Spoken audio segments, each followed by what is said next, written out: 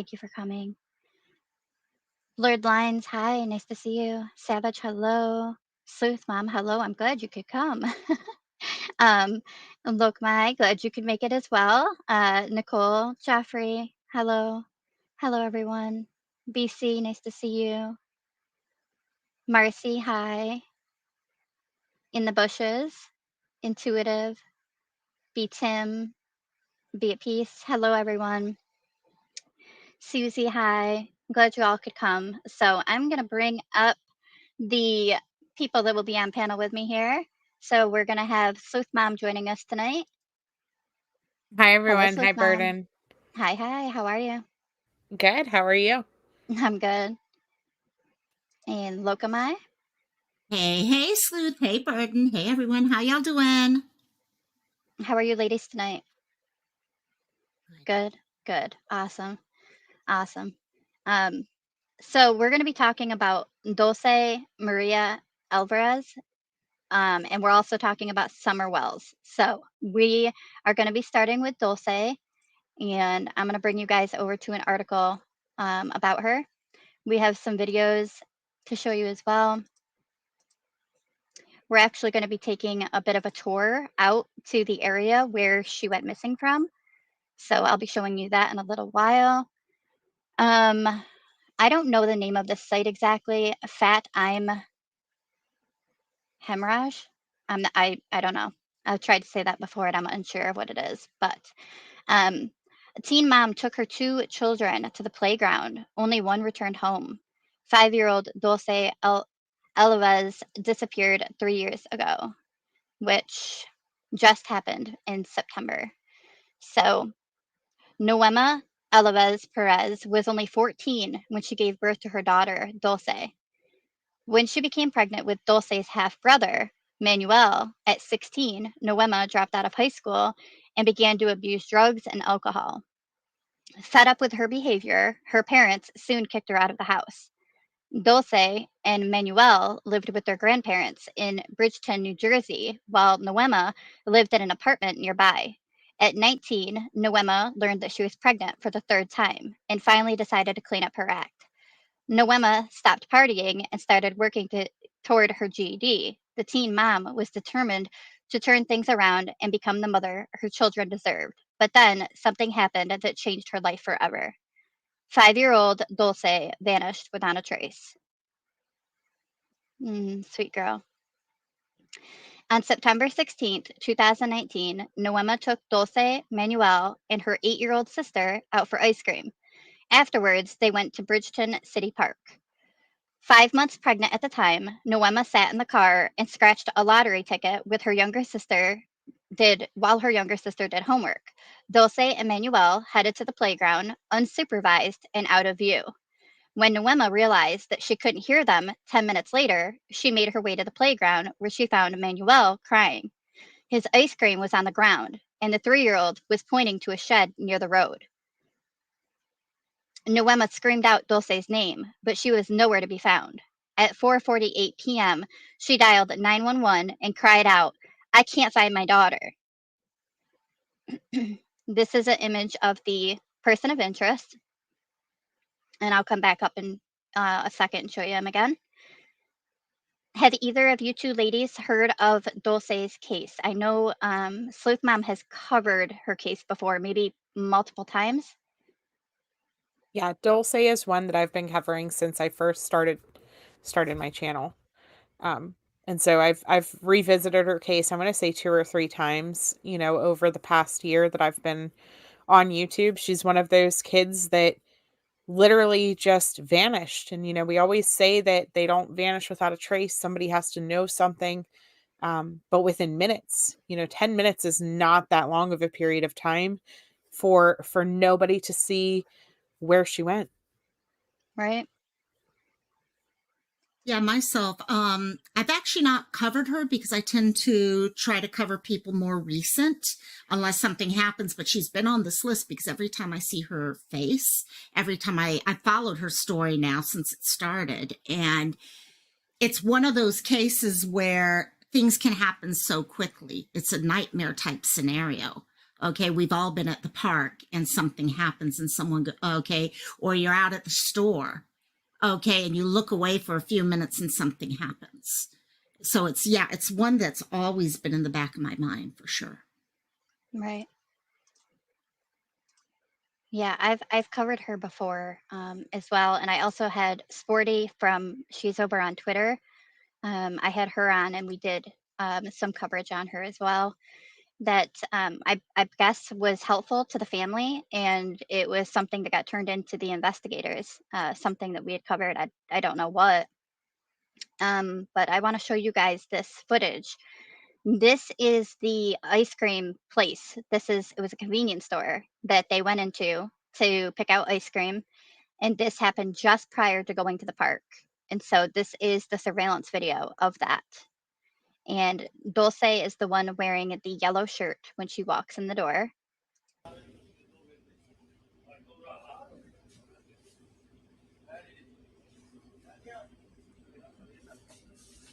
Look at her. She is so adorable. Mm-hmm. The way she plays during this video is just amazing. You could tell she cares a lot about her brother. Totally. Yeah. Big sister to the max. For sure, like very motherly instincts towards him. So sweet. Okay. It's always so funny to me whenever little kids try to pick up other little kids. Like, no matter how much they struggle to do it, they still do it. They're gonna do it. Yes, exactly. I love Junior. her dancing. I have Junior, who's like only, I don't know, an inch or two bigger than the youngest, and she constantly is trying to pick her up, and I'm like, please don't do that. Oh, I know that during this video, there's the one man who walks past, and he's kind of observing the children, and a lot of people called that out. This guy here. No, Yeah. not that guy. There's another one that walks past and he kind of observes the children. I know that he was actually investigated because so many people had called it in. I guess that guy right there that walked past. And so they had cleared him, like he was just a random guy who happened to be shopping there.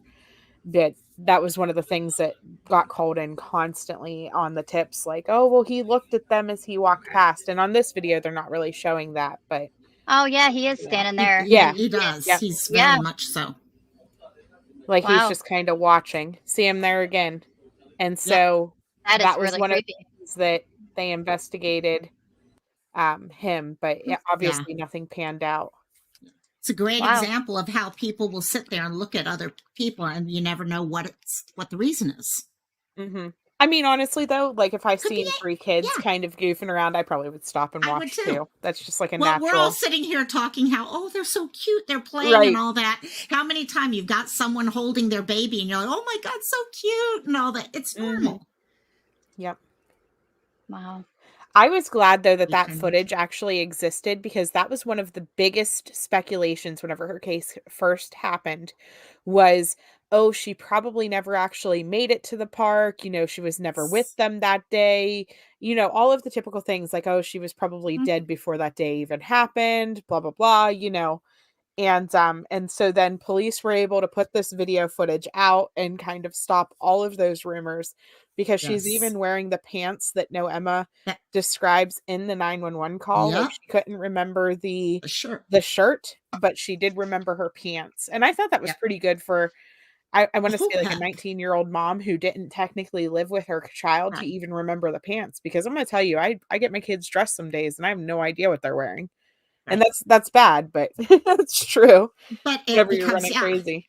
It's half the time we don't remember what we wore the day before ourselves. Okay, come on now. Right. And but it also shows how happy they were and they were playing. They were just normal kids. It was a normal day for them at that point, from the looks of it at least. Mm-hmm. Yeah. Yeah. Okay. We also have the I'm gonna play the 911 call for you guys. Okay. So that you can actually hear, right, because keep in mind, she is later accused of everything. Everything. She's everything. Selling her child, doing this. even during the search parties, there was a search party. I want to say it was like a full day later, and they had locals out helping with the search party, and she hadn't eaten. She was so stressed. She hadn't eaten. She was exhausted, all of those things, and then 5 months pregnant on top of it. And so somebody ordered her a pizza and made her sit down at the picnic table at the park and eat. And that got pictures snapped of it and shared all over.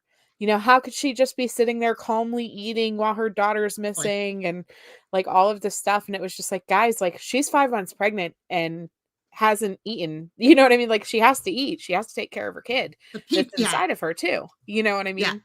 So you see a short little period of time and people make their judgments right away. Yeah, that threw me for a loop, that people would judge someone else for having a slice of pizza. right. Okay, when they're out, you got to walk around. It takes physical energy to do this stuff. So, Mhm. yeah. Yeah. Okay. Let me press play.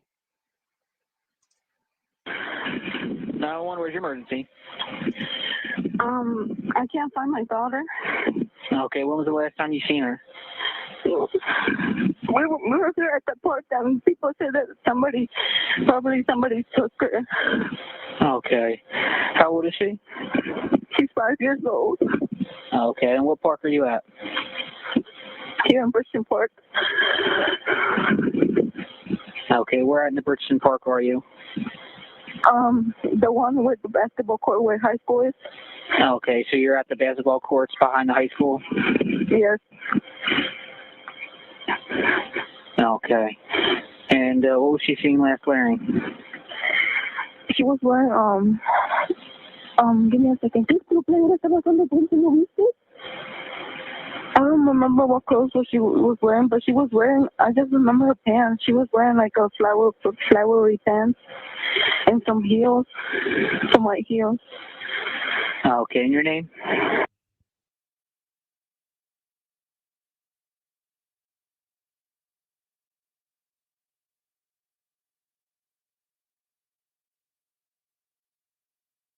Did we lose sound? That's what I was wondering. In fact, I was just texting you guys up there. Okay. All right, ma'am, stay on the line. I'm going to transfer you over to the police, okay? And you said she was 5, correct? Yes. All right.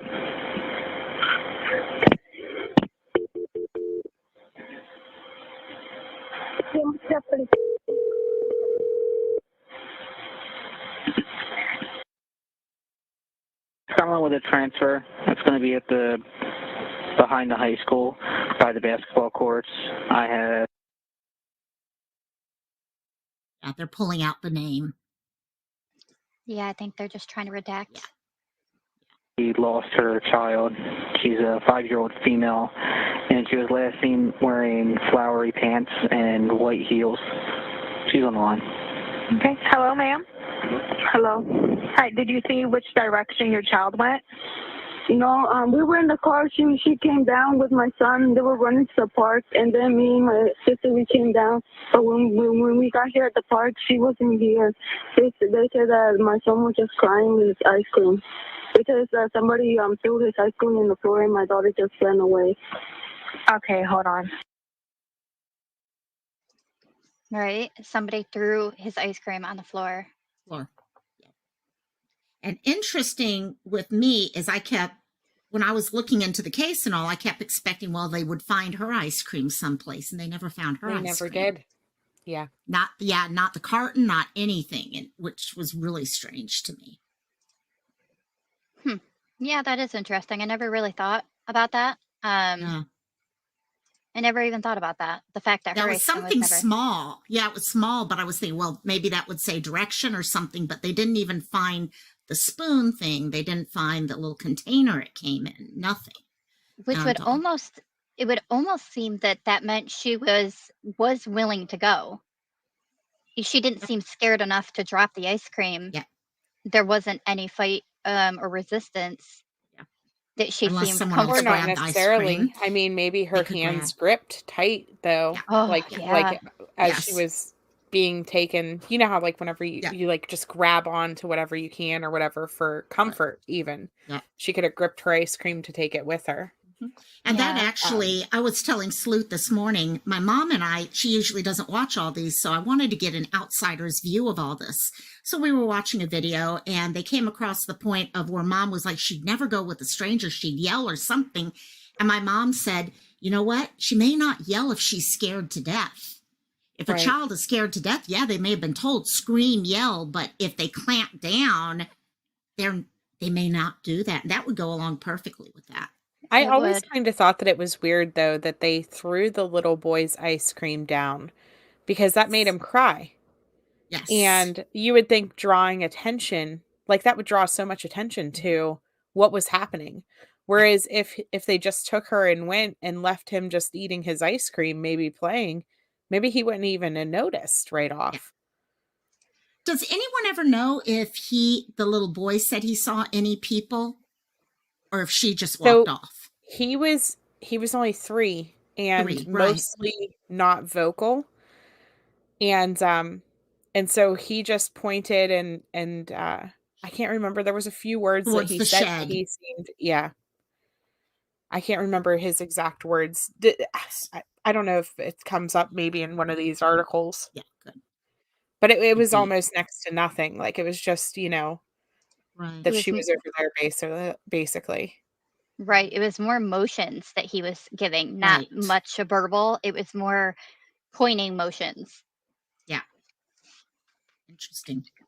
Yeah. Okay. I will continue to read this article for us. So the 2 children who were playing at a basketball court nearby claimed that a man in a white t-shirt, blue jeans, and a white baseball cap threw Dulce into a red van with a sliding passenger door and tinted windows. An Amber Alert was issued the next day. The suspect was described as a 5'7" Hispanic male in his mid 30s with a goatee and acne on his chin. A sketch was released to the public and over 1,000 tips were submitted. However, none have ever led Dulce and the man and have never led to Dulce, and the man remains unidentified. But this is him again, the sketch of him. And Okay. I've seen So where they real said quick it. before Yeah. Sorry, before we get too far from what we were just talking about, I did just look it up real quick, and her little brother reportedly told his mother that he saw a man waving towards 5-year-old Dulce before she vanished on September 16th. He was waving his hand as if to motion, "Come over here," while they were playing. This doesn't say anything about his ice cream getting thrown down. And so I'm wondering if he just dropped his ice Drop. cream, That's what I'm like if wondering too. she thought that it was, that he I don't know, but it says that sorry. If in fact little Dulce's kidnapper waves at her, did she know him? Did she know him from previous grooming? Or was waving at her simply a ploy to lure her to his red minivan and force her inside? Multiple eyewitnesses told authorities last week that they had seen a light-skinned Hispanic male, which is the picture that Burden has up there, um, pull her into a red van with tinted windows. And so it sounds like he was kind of parked over there, not that he actually walked into the playground and took her. Does that make sense? It Like that does. he And lured her there instead of, correct. Right. and that would make sense as to why nobody like got a hardcore image of him or thought, because at first, remember, they were saying he was a black male, and then at some point it changed to Hispanic. Right. Right. Well, and the question intuitive just said, I don't understand why just Dulce, why not both? What that also brings up now, if he was doing this, it may Right. have been either child could have ended up going in that direction. Absolutely. Like he wanted either kid Yeah. or both of them. Or both. They Yeah. could have Yeah. both went and then been grabbed. Yeah. See, and that's a scary thought. Could you imagine? Both Like the two losing children. one kid is awful. Losing two, I don't know. Yeah. And if there were 2 people, because I thought I heard at one time that there might have even been 2 different males around. Involved, like a driver Yeah. and the guy Right. out the side door waving at her. That's possible. Yeah, I thought it was something like maybe, and I may be confusing things, but I thought I had heard something about there were some girls playing in the basketball court. and they had talked about 2 men and then the red vehicle. So, and that might be also where the other description was coming, and then they focused more on this as the person everyone recognized. Yeah, they said Right. that it took about a month for them to actually talk with and then re-talk with everybody to actually get the sketch done and put Yes. out. And then they said Mhm. it's someone that looks like that. It may not be The the exact same. exact, yeah, yeah, interesting. Sorry, I wasn't trying to interrupt your train of Oh, thought there, thank you. Bert, and I wanted to put out what actually he said, and it was just that he was waving. Yeah, no, that's So perfect because that's how when I first covered this, it was more along the lines of waving, just as you said, like the van door kind of slid it open, gestured, and she was like, "Oh, okay, right," and she walked over, and that possibly the little one had dropped his ice cream, but then in other ones they say that he threw it down. So there's slight differences in some of the story that I've picked up on. Assumptions. Yeah. Um, Noema was accused of orchestrating Dulce's abduction after her history with drugs and alcohol was revealed to the public. Some believe that she appeared far too calm for somebody whose daughter had just disappeared and questioned why she allowed 2 young children to play unsupervised. On the Dr. Phil show, Noema was asked whether she sold her daughter. Noema denied the allegations and claimed that she took a polygraph. However, the authorities refused to reveal the results of the test. Noema admitted that her family believes she knows exactly what happened to Dulce. Um, she said, she was my, and this is coming from Noema, she was a sweet girl, nice, loving. She likes to pretend that she was always a princess. She likes to be around like smaller kids. She always liked to give hugs and kisses. I would say to her that I'm sorry for not looking over her. I wanna And say so that whenever she is talking, people read a lot into the was and different things, but we have to remember that there is a language difference here. Yes, Yeah. she speaks English, but her primary language is Spanish. And so that's something that I think gets lost in translation whenever she's switching back and forth.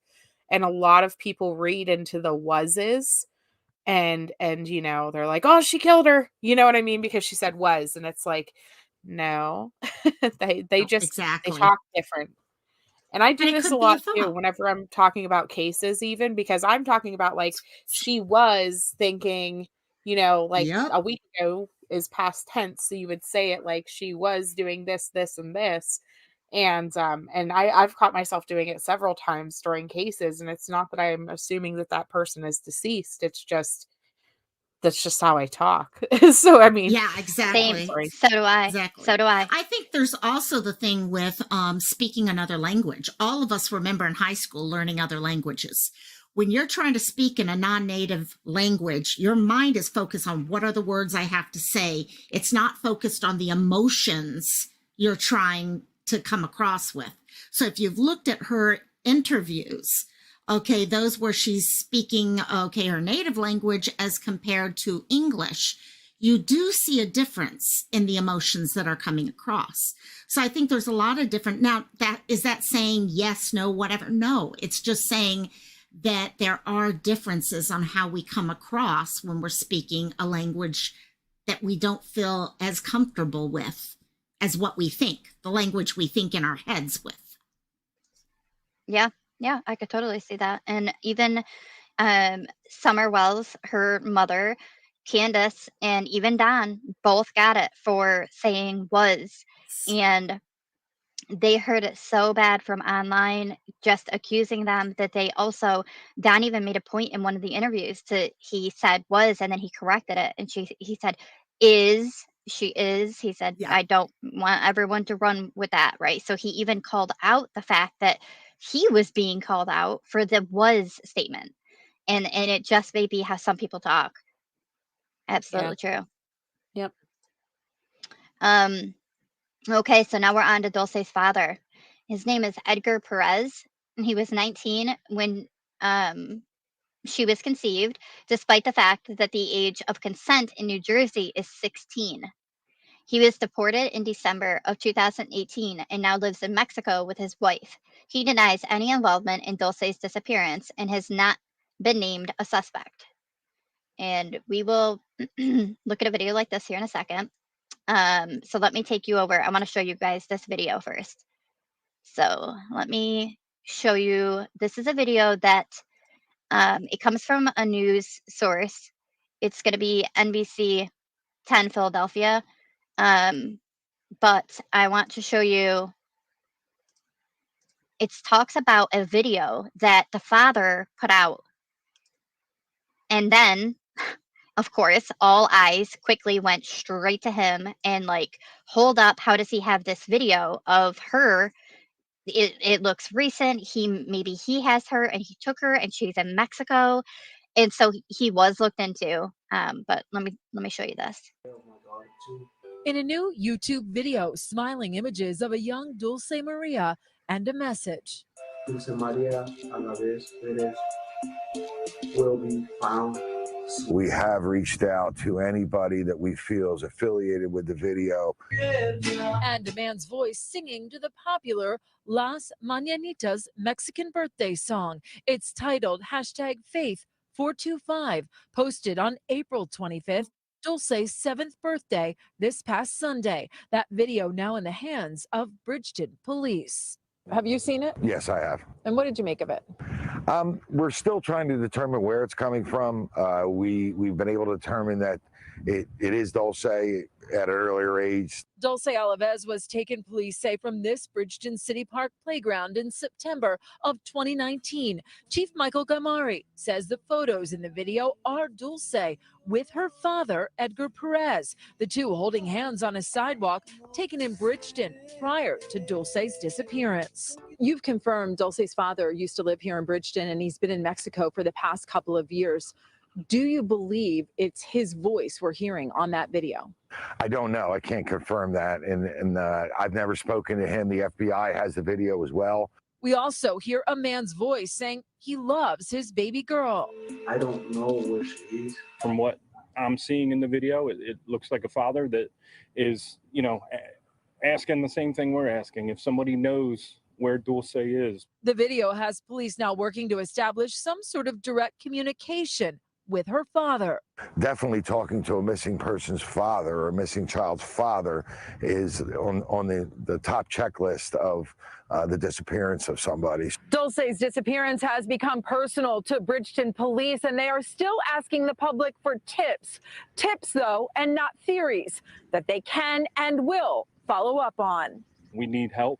And, we believe in our heart of hearts that she's still alive today. Reporting from Bridgeton, Sydney Long, NBC 10 News. Yeah, so they believe that she is still alive, right? They don't have any evidence that she's not. But the father, I mean, that is an interesting thought. I could see how the father comes out of the woodworks and everyone would say, whoa, hold on a minute. He's in Mexico. She was taken to Mexico. But he was looked into and he does not have her. Now, it was also stated that they had believed that he was in a relationship with Noema during the time of this, even though he was in Mexico, that him and Noema were still together, and that it's possible that they were trying to get their family back together and started by getting her down in Mexico, and then eventually she would end up joining. Clearly that's not happened, right? She was having another child that I don't believe. Do either of you know if that other child, he wasn't here? He was gone in 2018, so I don't believe that the one that she was pregnant with 5 months, it shouldn't have been. Yeah, it doesn't, I don't know for sure, but yeah, my thought would be like you that it shouldn't have been. But yeah, I don't know for sure. So I think it was a different father because she was staying with him and the baby at first after everything, and then they had broke up and she moved back in with her mom. Yeah. So she's currently living with her mom, as far as I know, based on that last report, and helping to take care of her kids now. basically at her mom's house. So Okay. I don't know. The whole situation's just, I mean, and I understand where people were coming from whenever they were digging into his videos and like they were panicked because she doesn't look that young. And or in these like they don't look like old videos, you know, she looks like she was just about the same age she was whenever she disappeared. And so people were like, "Oh my goodness, like he has new videos of her. Like where did he get these videos? How could he have possibly taken those?" And they were really, there was a lot of repeat tips between this and then there was a photo of a young girl who looked just like her walking into a white van with a man. And police actually had to come out and say, listen, we have investigated this. This is a repeat tip. You know, it's been thousands of tips submitted saying that this is her getting into this white van. It is not her. You know, they had to come out and say that. But I will say, out of all of the stuff that has happened in Dulce's case, her investigators and her detectives have been very open with the public as far as what they are pursuing, what they have already investigated, and being very clear as to things that they have ruled out, such as her dad. Well, and I think the other thing is where we come down to it, when you get new information like this out, like Intuitive said earlier, we were hoping that she was with her father. Everyone is hoping that she's okay. That'd be the best solution out there, is that she'd be with her father in Mexico. That's where our heart wants to go. So when stories like that come up, I think it's just natural for us as human beings to grab onto it and kind of run with it, hoping maybe that's what the truth is. Unfortunately, it isn't always. Yeah. Yeah. All right. We're going to take a tour. So I'm going to let her talk for a moment. Then we're about to tour. We're going to take a trip. This is at the park that she went missing from, right? So she will explain as where we're at, the location. She'll turn and she'll show you the playground area. And then we're able to actually turn this camera. So as you see here, I have full Such control. a cool feature. That is great. It is. So you could see looking across, because here's the parking lot, right? You could see looking across. There's the courts, the basketball courts, right? So we'll let her talk for a moment and get us oriented with our direction of where we're at, and then we'll be in control and we'll take a look. Month mark in the Dulce Maria Alavez case, the little girl who's missing here from Bridgeton. So I'd love to tell you that we have a brand new investigative lead in this case, although I'm sure it is coming soon, but we are here in the park for a new reason. We're going to take you on a tour of the park in a way that we haven't shown you before. So, and it's really cool. It's pretty interactive. You're going to be able to work with this video. I want to start right here. This is the parking lot where Dulce's mother, Maria, parked. So you can see our news truck is parked here, and the video is going to breathe a little bit. And we're just going to take a walk together. We're going to walk right through this park. You can see these railroad ties and some of the rope that is at the edge of the parking lot there where the mother was parked. And then we're going to walk through this area. And I just want people to get a feel for kind of how far it was where we're going to look backwards quick. Playing. So just kind of come along with me here. See how far? How do you do this? To the left. Wow. In a few minutes, the parking lot is? The 360. Yes. How do they even do this technology? It's amazing. The 360 cameras are the best. I love them. Yeah. One of my friends has one. I love it. And brought it here. Okay, so stop right there, Burden. So this and let's pan. Okay, so imagine we're on this swing set or climbing on the playground equipment or even just sitting on the bench eating our ice cream. So turn so we can see, well, her face. The parking lot. Yeah. That tree there. See, so I wonder what month is this filmed? I'm curious because the trees, would they have had leaves? Yeah, that looks like fall. I believe she said 1 month is right when I started it. Hang on, we're at 126. I think she said they were at the 1 month mark. The 5 month mark. Okay, 5 months. 5. Okay. Nice timing on hitting that. That was random. That was really. Yeah. So those trees in September, I imagine, would have leaves Yeah. and would have obstructed her view that much more. I Yep. mean, they would probably have started to fall, but we're looking at, September 15. What day was it? Hold on, sorry, I'm pulling up so many different 19. things. September 19. Okay. So, yeah, I imagine that Here's those the trees swing. would have had leaves and would have obstructed her view that much more, but it also would have slightly obstructed the basketball court people from seeing necessarily everything as well because of the angle, depending on where they were in the courts. Right? Yep. So I that's had just something heard that kind about a of little plays hill. into. There being Yeah, a little yeah, hill that slight. blocked the. Yeah.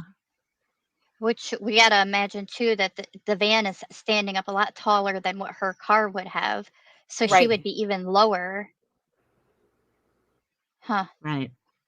Um, I remember them saying something about it was a little hard for her, for her to see the swing set area. The rest of it she could kind of see, but the swing set right there, what you're looking at there, because of how the hill was set up, it was a Right. little yeah. harder to see that. Well, that makes sense though, because if you turn it Mhm. again, like go towards the right, Burden, That hill.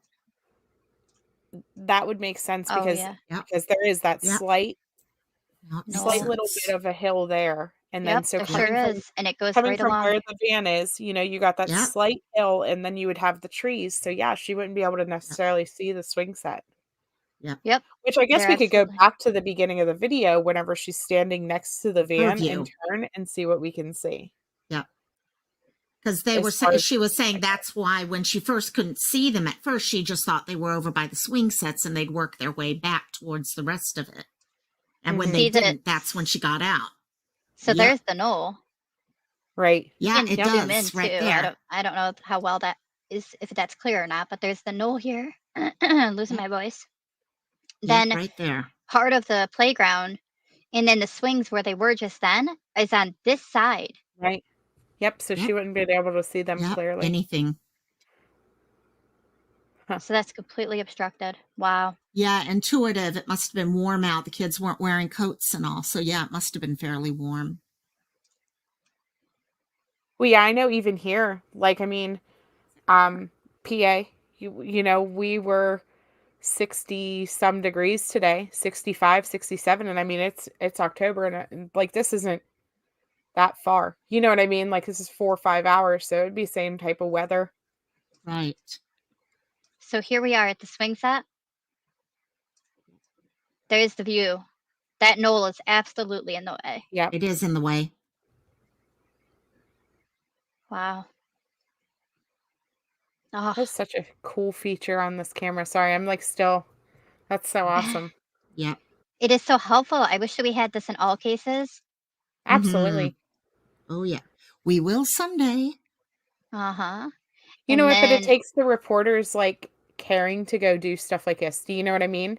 Bingo. To like go, this case is one of those cases that people in this community kept the news going on it for as long as they possibly could. And they still have a great response from the media every time that they do something for her. yeah. Yep. Yep, exactly. I have what is this here? This is ABC 6. They have tons and tons. I was telling the ladies prior to this that I mean, it's like a gold mine of everything Dulce. It's so much information from every time that they've covered her and information about her that I'll bring us through some of it. We won't be able to stop on it because there's a lot of really long stuff in the videos that I mean, we'd be here forever. But I will drop the link to it. And then that way, if you guys are interested in the case and knowing more, you'll be able to open the link up and go through every single one of them. You can actually listen to the interviews that we won't be able to listen to. So, but that, yeah, so ABC 6 was on her case for sure. All right, let's see what let's continue. And Dulce's mom had said that Manny and her daughter. Look at that. So swing set. Wow. We're still got more of the swing set to go. Who even knows where they were at? Exactly. And now look at how it obstructed. I mean, between the hill, the the court. Wow. Awful. Oh, that's so sad. We're playing on the swings. The swings were turned in a different direction in Different September, but these direction. are the swings, Okay. and this is the playground area. You can see if you maneuver the video a little bit, you're able to work with the video and kind of turn it around for that 360 view. We noticed earlier this morning there's some pictures of Dulce on the bench. We're going to continue in this On that direction. bench or this bench? And what you're That's going a to see long here ways in a away. second That is is, yeah. Department of That is some distance there. For pictures, yeah. That from just this bench here all the way out to that van. It's probably That's half a mile. interesting. Yeah, there's It's no like so far.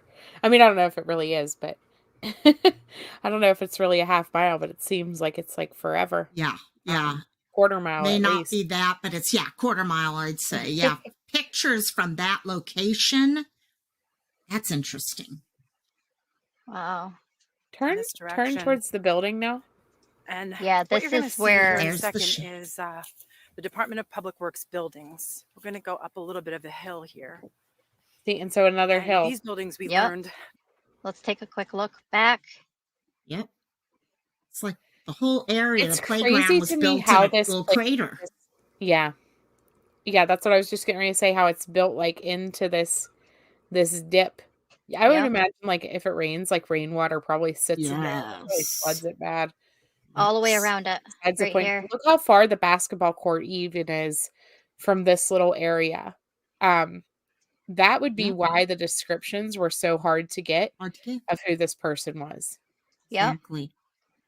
Because And- there's no way, like, I don't know. I think it's crazy how it's set up too with all of these things that could obstruct your view from your children, like these buildings and stuff with this other parking lot on the other side or Right. roadway. That to me would be concerning, with kids to have places that they could dip or hide or have things like Bingo. this happen. But at 19 years old, Noema wasn't thinking like that. Well, it's something I keep going through. Lucia and I thought the same thing. All of these playgrounds, why aren't there more gates around these playgrounds? Right. Something to Okay, keep kids in. fences. Yeah. We go to Chuck E. Cheese and you have to get stamped and go through 2 types of doors and all that stuff. But we let public playgrounds have no cameras, Wide no open. surveillance, and wide open. I really wish that that we could do something federally, like grants for playgrounds to get surveillance, because stuff Right. like this happens too often. Right. Good question, be at peace. Let me Google that. Yeah, I'll does it find I'm distort? looking at it too right now.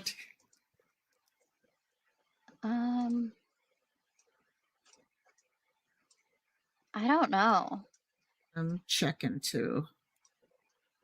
I Other than the suppose fact I on the can't type. on the outside here, It is a fisheye. It is a fisheye lens. Okay. Yeah. So on the outside, it looks a bit distorted, but when you Yeah. look straight on, it looks like back to normal. Yeah, It they're feels saying like. fisheye lenses used by 360 cameras. So, yeah, the fisheye is definitely going to make a little Gotcha. difference.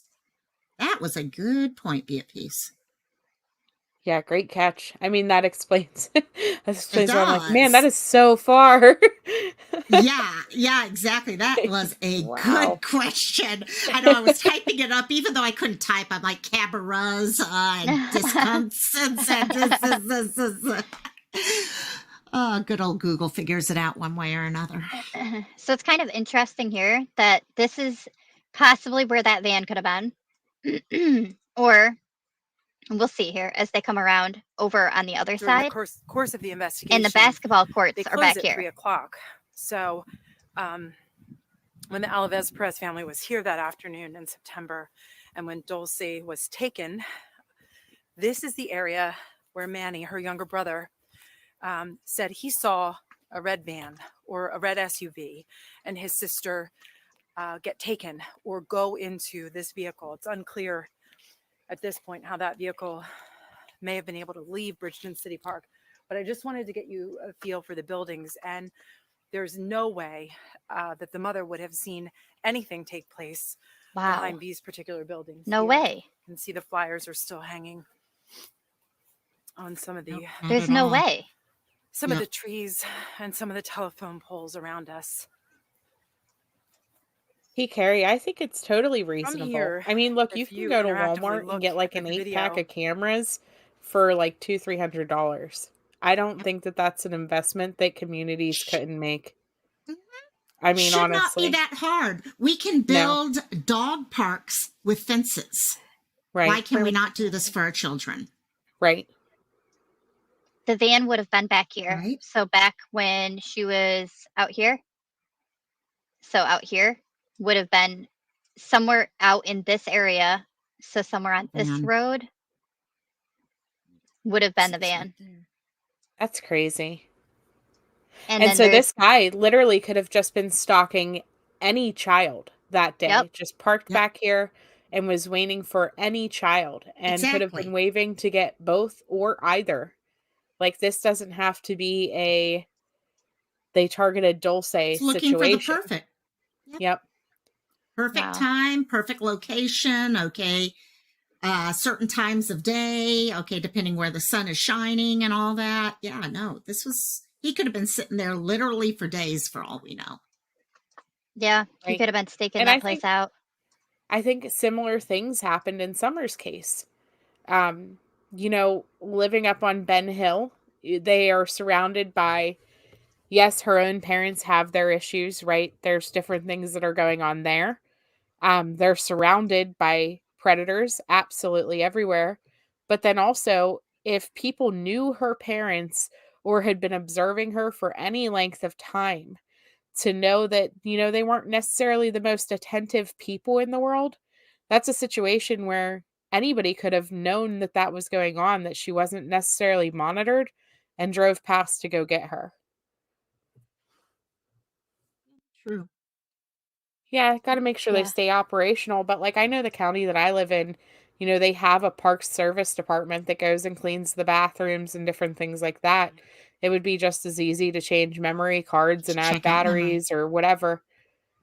Just add that to their situations. I feel like we have to start investing in our children. We have to start investing into our missing people. We have to start investing into safety for places like this, because otherwise it's just going to keep happening. Not just this, but kids wandering, like Lucian's case, wandering off um and getting lost. We have no idea where he went from the time he left or what happened. Kids who wander off and ends up in water and everything else, like all of that could be prevented by a fence. Like, so much prevention could happen by something just that simple. And if we don't start investing in our communities and into our kids' safeties and our future, like, I'm sorry, but what future will we have left if we just keep letting predators take our kids, if we just keep letting our kids get hurt? And I'm going to say this, and this isn't me family shaming to people that this happens to, but at the same time, there is a problem in our society with our attentiveness to our children and their needs, whether they are children like itty bitty or teens. We would rather the devices take care of them, and we would rather not have to pay attention or look up from our phones. We would rather just be as hands off as possible and somebody else do it. And so we keep ending up in situations where, parents aren't monitoring their children, and then things like this happen. Dulce's mom was more worried about her lottery ticket, and this happened. She just as easily could have scratched her lottery ticket on that park bench. And that's not me mom shaming her, but I guess it kind of is a little bit, But she was 19. She was young.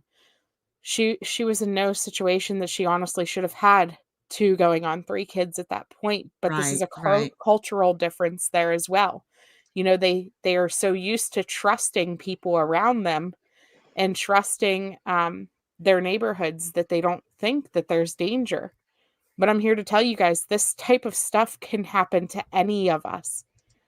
Anyone's kid could be lured at any moment on the internet, on video games. Anyone's kid can be lured out of a park. It takes 2 seconds. Exactly. And so small financial investments into safety, it's necessary, and it has to start happening.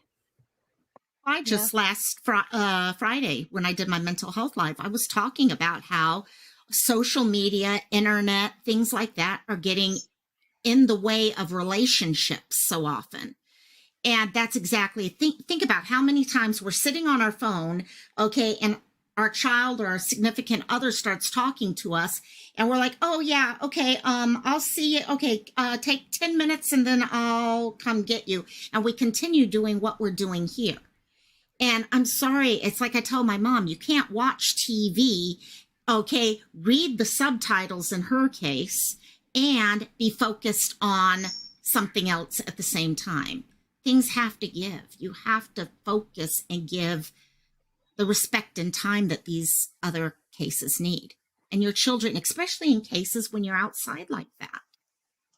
And yeah, nothing bad against her. I feel horrible for her or anyone else that's been in this position, but we do have to take on that responsibility. I just think that everybody is so used to thinking, like, wow, that's awful that happened to that family. Thank God it's not my family or whatever, but they don't realize that literally you're 2 seconds away from that being your family. Bingo. I want to tell like a brief story real quick. About a month ago, a friend of mine who knows that I cover missing kids, she is amazed that I constantly have missing kids to cover. She can't believe how many kids go missing. About a month ago, she let her kid go outside and play. They live right by a main highway. They live right by people driving past constantly, but they also live backed up onto several acres of just wooded areas and things like that. And she sent him outside to play. And next thing you know, he was gone. She was inside playing on her devices, not paying attention, not caring. She had a nervous breakdown and panicked because she was sitting there thinking the worst of the worst whenever she went outside and couldn't find him, because they're right by the highway. And this risk is there. And yet you still let him go outside alone all the time. And we're not talking 8, 9, 10-year-old. We're talking 6 years old. Lets him go play. And he was missing for, I want to say 6 hours, 5, 6 hours before they found him. And he had gotten lost. He went into the woods to play and got lost and got turned around. And they had several, four-wheelers and stuff all came out. We had a whole community out looking for him. But it's terrifying whenever you're in that moment. And you can't help but look at them and be like, you know what I do. You know what I'm doing right now. Like, this is what I put all my time into. Yeah, I'm so glad he's okay too, Nicole B. But it's like one of those situations where it's like, come on, like, this is a real risk. Like, he could have went out there and got hurt. Something horrible could have happened to him in the woods even, because like we have bears, we have mountain lions, we have, you know what I mean? We have all of that stuff in our woods. And so it's like, I don't know, just real danger. About it. And so if you ask any parent, I would gather say probably 95% of parents have lost their child in a store for a few minutes or something. Mm-hmm. Yes, it's going to happen. But it's terrifying. Yes. Yeah. There are just some things that you can do to try to mitigate some of the risk. Doesn't mean that it's going to stop anything from ever happening, but it's just like, I don't know. I don't know. I'm like, okay, fine. Maybe not start with cameras if it's too expensive, but a dang fence should not be that hard to set up. So parents can decide, okay, you know what?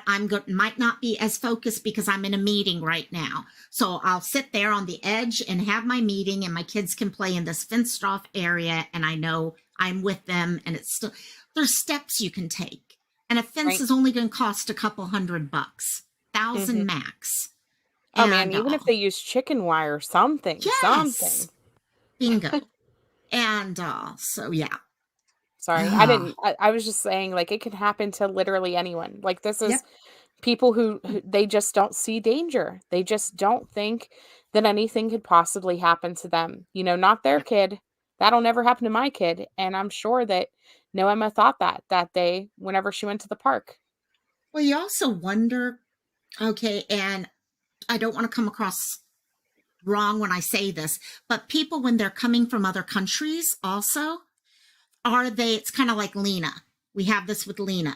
Are they used to being safe where they And came they're from? right. So, yeah. So they're thinking that when they come here. And I hate to say it, it's not safe here. I wish it was. But there Yeah. was a big difference between, I grew up as an Army brat, and my brother and I knew there was a huge difference between playing around out on base versus when we got off base.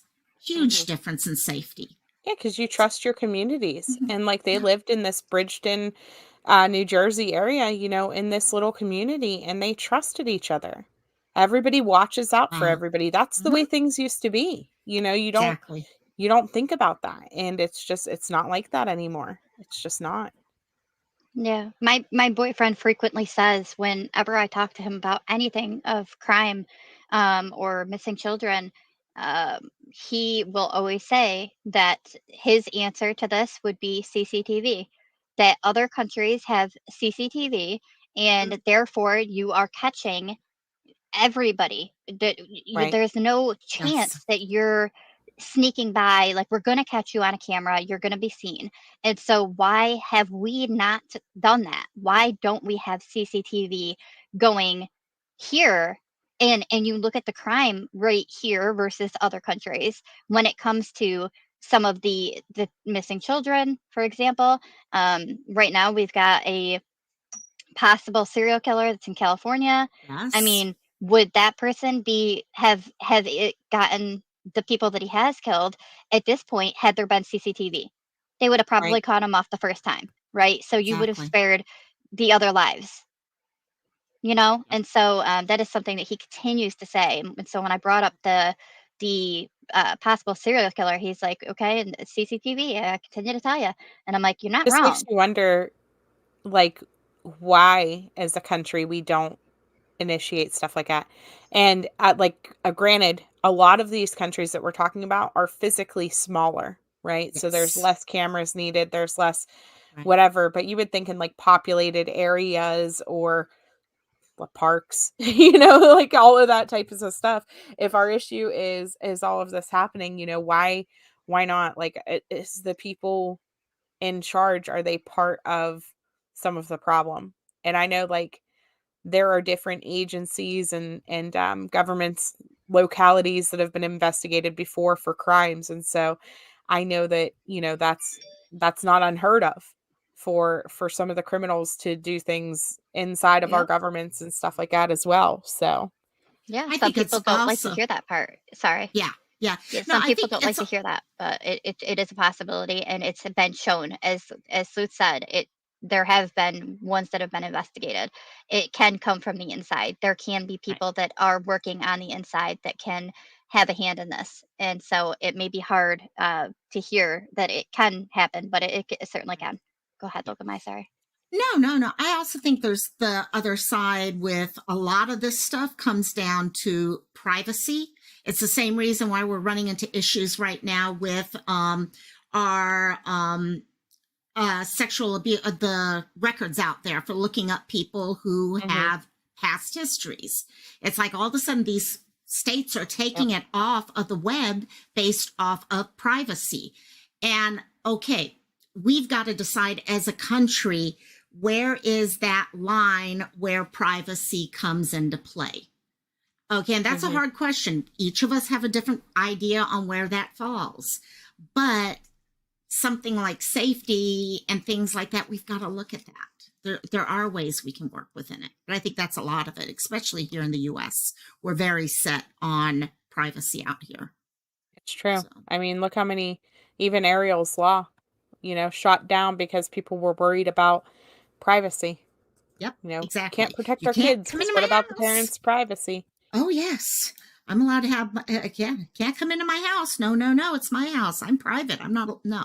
Yeah, doesn't make sense. So. Okay. Go ahead, Burden. Sorry. I didn't mean to get us off on like a little. Totally Yes, fine. I did. The Totally danger fine. of Everybody's these. used to it. Totally fine. All right. This one is reading, right? It's going to be a video that you'll have to read. Don't believe it has any audio in it. And you do hear Noema speak. She does end up talking here in this video. So you.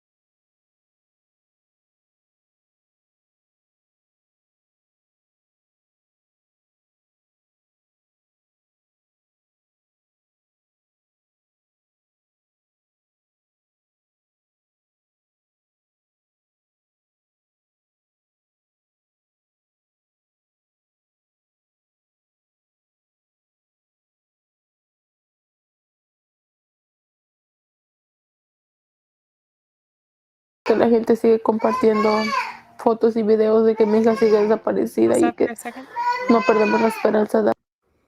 Oh, it's like 6 seconds from being done. Good timing, Sleuth Mom. No, I was just going to say, she said she took confidence to the park with her that day, that she was going to be fine because she was always fine. And it was a And safe place. so many people feel that way. Like this could literally happen to anyone. Please, please watch your children. Sorry, go ahead. Totally fine. Yeah, true. It's true.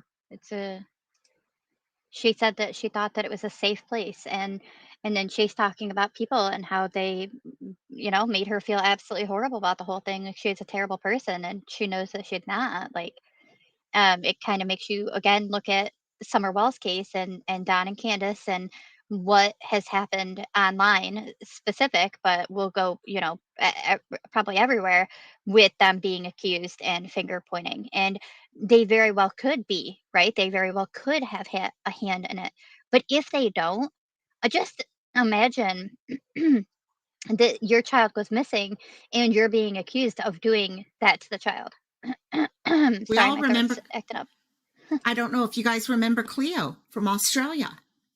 Okay, everyone, that was what, a little over a year ago now? Everyone was pointing fingers at her mom and dad. Okay, oh no, there's no way you go to the, beach and someone come up and take your kid out of a tent that you're sleeping in. It can't happen. So I'm not even going to lie, because I was one of those people. Exactly. I was one of those people, and I was like, and I don't like to accuse parents. Like, I go out of my way to like make excuses for them. Because at the same time, like, if I was ever in this situation and people analyzed my life, oh, I'd be in hot water. You know what I mean? And so like, I was like, there is no way though. Like, how did they unzip a tent, go into the other side? Cause they had the divider, you know what I mean? and get this child and take them out and then zip the tent back up and nobody heard anything? Like, there's no way, because tents are so noisy. But he did. Yep. Yeah. Yeah. I'll never forget that case. Perfect way to prove. Sorry, go for it. No, you're fine. I totally thought that the stepdad had something, possibly to do with it, and I was right there. Now, I wasn't extremely accusatory because I have always remained trying to stick. I was more in the middle back then, I think, than I even am now, where I was like, don't say anything either direction about anything, like just stick to the middle. And but I did make statement that I thought he looked strange. He acted strange in those interviews, and it just kind of seemed off. And we were all completely wrong, and they had absolutely nothing to do with it. And it was a guy that enjoyed dolls and wanted a real life doll. He wanted a real life doll that he could play with. It's sick. It's sick, right? But the man actually went and was able to unzip. The man unzipped the wrong zipper. The side that the parents were in of the tent, he unzipped that one first and saw that the parents were on that side. So then he went over and unzipped the one that the children were in, and they didn't wake up for it, right? So it can happen, and it doesn't mean that the parents are always to blame. I know that we look at them first because it's what the police do. They start on the inside and then they work their way out. So that's kind of what we do. But the thing is, what's happened with social media is that's where they stay. They get stuck right there at the parents or right at the family, and they never move away from it. Instead, they dig and they dig. And if you look hard enough at something, you will see something. You will create something. And it's kind of like I said the other day, you look up in the sky at the clouds. If you look long enough, you're going to be able to see a shape. One of the clouds will look like a shape to you. Right? So the more you dig and you just keep analyzing people, you're going to dig up something. But take a look at your own life. Imagine if you were the one that was being put on and being prosecuted basically by the public. How clean is your, I don't mean record technically, but maybe you don't got a good record, but outside of your record, how clean is your life? Would you be spotless? Or would you have something that they would say, that's a little sketchy. It's a little suspicious, right? And they don't think of that, and it gets mentioned, and I just don't think they care. But it's something that I think as creators, we do have a responsibility to not just stop at the parents. Right. There's more, right? Well, what would have happened? I was thinking, sorry, go ahead. No, go for it, Sleuth. You got it, girl. I was just going to say, I think part of the problem in Dulce's case was, too, the way that the media started to address different things. And Noema had went on Dr. Phil, and, he was like, he completely ran her down about how cold and how distant she seemed with her daughter's disappearance, and how standoffish she was and stuff. And I think that the media kind of fuels some of that too, because at the end of the day, they want to report the news, but they also want clicks and views just as much as a typical YouTuber would. And so, I think that's part of it. Even in Summer Wells' case, which we're getting ready to kind of switch gears and talk about, even in Summer Wells' case, the media, if you look at some of their presentations on the Wells, it kind of throws some shade in their direction. And so even if you're on a bench post where you're sitting there thinking oh, they could possibly be innocent, then the news starts telling you, well, maybe they're not. And then you start to question yourself. You start to question your thoughts and how you analyze things, because what if they really are guilty? Yeah. Go ahead, Look. Sorry. No, just actually taking off on that one. Okay, there was a time that the news was about the facts, reporting the facts. So if you start, and I hold and always have held news to a higher standard, because people look at them, and if the news starts telling you different things, okay, and trying to get you to believe, they don't realize people are going to believe what they're being told. We don't like unknown. Okay, as humans, we don't like the unknown. We need a solution to everything. And if the news is sitting there telling you, oh yeah, this person's really distant and stuff like that, you're starting to fill in the blanks yourself. And in the case of Cleo, if if people had not kept pushing, because I'd say 95% of everyone had already made that assumption as to what was going on in that case. And they never would have found her if everyone had shut everything down. You've got to keep your mind. And that's the thing where I think a lot of us get upset with law enforcement, because we're like, well, why haven't they arrested so-and-so? It's got to be this. Well, you got to look for the facts. You've got to be able to prove that someone is behind something, because otherwise you may not ever get to the real truth behind it. Yeah. I'll play out the end of this one here. Hija sigue desaparecida y que no perdemos la esperanza de buscarla.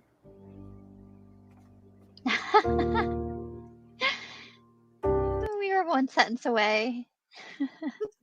That was very good timing, Sleuth Mom.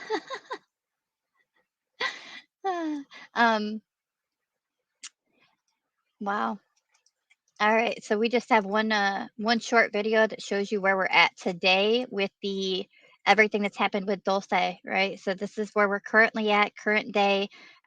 This was from September, so it's not even been a full month since this one, but this is what's developed in the case so far. Anniversary of the disappearance of a South Jersey girl. 3 years ago today, Dulce Alavez was abducted from a park in Cumberland County. Yeah, police are showing a photo of what she might look like now, saying it's time for answers.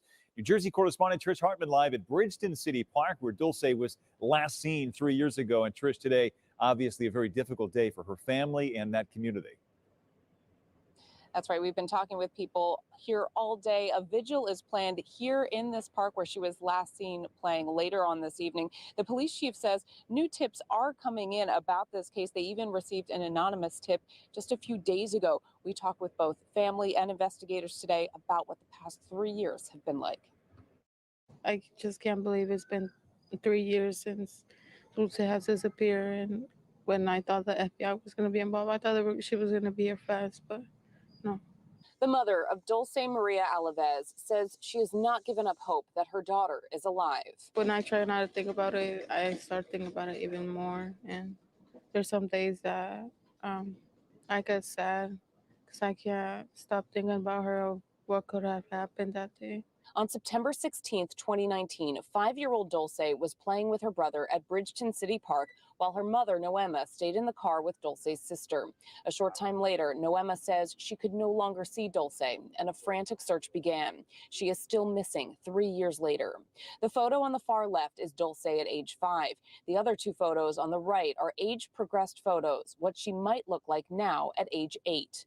Bridgeton Police Chief Michael Gamari says about a dozen agencies are working on this case, but says there could still be people out there with information. Their information, no matter how small it may be, it could be that piece of the puzzle that'll help us determine what happened to her. In 2019, authorities released this sketch of a person of interest, a Hispanic male aged 30 to 35, about 5'7" with a slender build.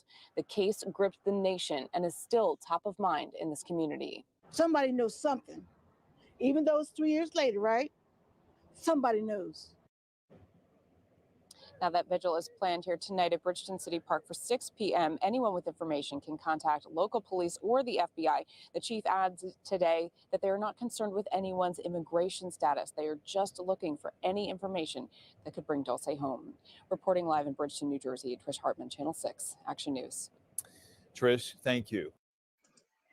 I wish they would have played that lady's whole interview, because she said more than just those Oh, two sentences. yes. Oh, yes. Like Oh, they yes. look like they started her clip like mid sentence there.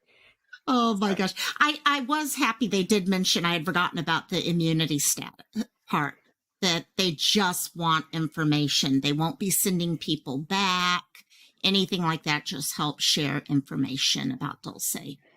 Right. Yeah, that is true. That, and there's also some letters that were sent that I can't get into, but I am going to drop you guys the link to that ABC 6, and it's got so much information. But they talk about letters that were sent to 3 different locations, and they had like different writings written across them that said different words on them that were like just very odd wording. it said her name, right? And each letter all had the same handwriting. And they ended up tracing back kind of where it came from. And they even did a search based off the location that one of the writing said to go search. Nothing came of it, not a thing. But they took it that serious. And they believe, some of them say it was a psychic. Others say they really don't know who it was, but the police did take it serious enough that they did go and investigate the area and see. But no, there was nothing there. Nothing came of it. That's crazy. It makes you wonder if it would have been the suspect, like the perp or something. Yeah, Exactly. isn't I'm that looking at weird? it. Go ahead, sorry. Wow. Just interesting. I'm looking at it also just to see what it all has. Yeah, there's a lot on this. All right, I dropped it in chat for you guys. But there is a lot of information on it that talks about the mother. You've got the mother that's speaking in one of the videos. You have family members gather for a vigil on an anniversary. You have an FBI special agent that shares information about the disappearance. And I believe this came out a year after she had been missing for 1 year when this article, this whole thing came. So keep that in Yeah, mind. because Then you he have, talks about all of the different leads and tips and stuff. I think I played his video. I'm looking at the website too now. On one of my lives. But it's a wealth of information. Just as far as like summarizing things, ABC6 did amazing. yeah, you've got the mother talking about her as well. Again, you've got the community joining in a search for her. And you have the police chief discussing the case. You've got a Cumberland County prosecutor that speaks about it. You've got the image of the gentleman that they sketched out, her at the ice cream place, Dulce's mother speaking again. You have her on Dr. Phil, if you'd like to see a segment of that. That is on there. And they have the 911 call again. And then they do talk about the cryptic notes that came in. And I mean, it was really strange. But on that, they have one of them got sent to a former family spokesperson of Dulce Maria's case, and they ended up she left the case after that cryptic letter came into her. She realized she needed to take a step back from it. But I could show you guys an image really quickly here. I'll just show you what some of the cryptic letter looked like, just so you know what I'm talking about here. I would love to see someone analyze that handwriting. That is, and they found that the handwriting was the same for all three. Even though they went to different locations. And some of them didn't even have like a return address, a return PO, but they went down to the post office and asked where it had come from. And they were able to come in. I forget where the location is right now. What location did they say it came from? Ohio? Yeah, Ohio. Right? Yeah. Found in Ohio, yeah. So, yeah, lots of information on there if you guys ever want to take a look at that. That is the way news should be pulling things together. Right. Oh, wow. Yeah, they did amazing. Absolutely amazing. Isn't that incredible? You know, and I was like, I want to say, like, the investigators and everything in Dulce's case, just really made sure that her case stayed in the forefront, that it has continued to get news. Her family has continued to push for her to be brought home. And it's like, it's the complete opposite. Whenever we start to look at Summer Wells, what has Hawkins County done for Summer Moon, Utah Wells? What has Ronnie Lawson done to make sure that Summer Wells, that things stay factual in her case, that things are investigated properly? I think one of the most frustrating things whenever I was following her case in the beginning was whenever they had the budget meeting. I don't know if you guys seen that. They aired their budget meeting on like day 5 or 6 of her searches. And Ronnie Lawson was like, yeah, we're not going to be able to keep doing this because it's not in the budget, basically. And they were complaining about the cost and all of that stuff. And they aired it live. And then the next day they stopped searching for her. And it was like, you really just aired your budget meeting live and said that, it wasn't financially feasible to continue Exactly. searching for her, and then literally just stopped searching for her. Like, I was so furious. So furious. Sorry. We're Wow. going to put a cost on a child's life. Yeah, that makes sense Absolutely. totally. Yeah, especially at that point, they were telling us stuff like, she could have wandered and got hurt. She could be Exactly. lost in the woods. Be careful whenever you're mowing and different stuff like that. Like, they were saying all of those things. And then they essentially said, hey, it's not in my budget to keep looking for her. And my mind just like literally exploded. Wow. Yeah, I But know then when at the I same time, they originally weren't heard. letting, they weren't letting Yeah. text search at the same time. Go ahead. No, I originally myself, when I heard the story, that's what I was thinking is she lived in this area. She could have easily wandered away, and they really need to get people out, dogs out. Okay, this is going to require major search. To hear that now, yes, I've heard a lot more since then. Okay, and mine goes in different directions. But initially, that's exactly where they should have been looking and being able to focus. So. Yeah, and I would dropped like her to bring ball. up. I want to bring What? up somebody really quickly just for this conversation. Sorry, Sleuth Mom, hold that thought. I want to bring up Savage Says into the stream. Hello, Savage. How are you? Hey y'all, feel a little better. How y'all Hey, doing? hey. Good. Yeah, so Savage is joining us. We're going to be talking about summer now. And since we've already kind of started the conversation, I want to make sure that she's up here with us. Sorry. I totally Totally fine. I totally cannonballed into it. It just frustrated me. And then even the fact that whenever she went missing, okay, we're looking at a situation where at midnight, the first night that she was gone, they issue the Amber Alert, right? Saying that she may have been abducted, but they waited until 6 p.m. the following day to put up the roadblocks. And so it's like, why? Why did you suck so bad at initiating the investigation into this missing child? Whether she wandered, whether she was abducted, whatever happened to make them issue that Amber Alert, and they just completely dropped the ball on all of it. Sorry, go ahead. Totally. Yeah, I think a lot of them dropping the ball when it comes to Hawkins County in particular, and I can't say the same for the TBI since they're state level, so they should have a lot more resources and experience, and the FBI, of course, has everything. But as far as the local law enforcement, I don't think that Hawkins County Sheriff's Department had enough experience with this type of case to be able to really get in there and do what they need to do. I don't know at what point the FBI and the TBI came in. I'm sure the FBI probably came in as soon as the next day, but by then, and they're probably the ones that actually said, "Hey, go ahead, you need to issue this Amber Alert."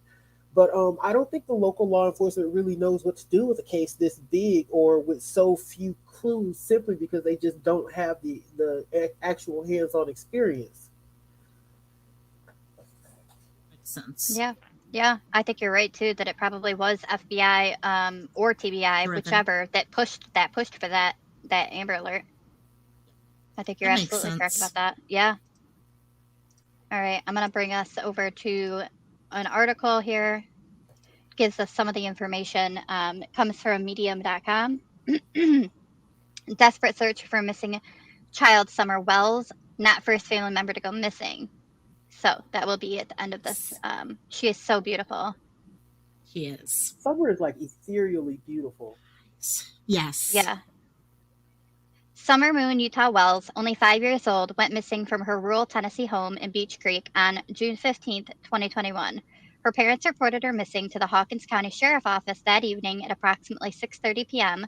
The Tennessee Bureau of Investigation, or TBI, issued an Amber Alert the following morning.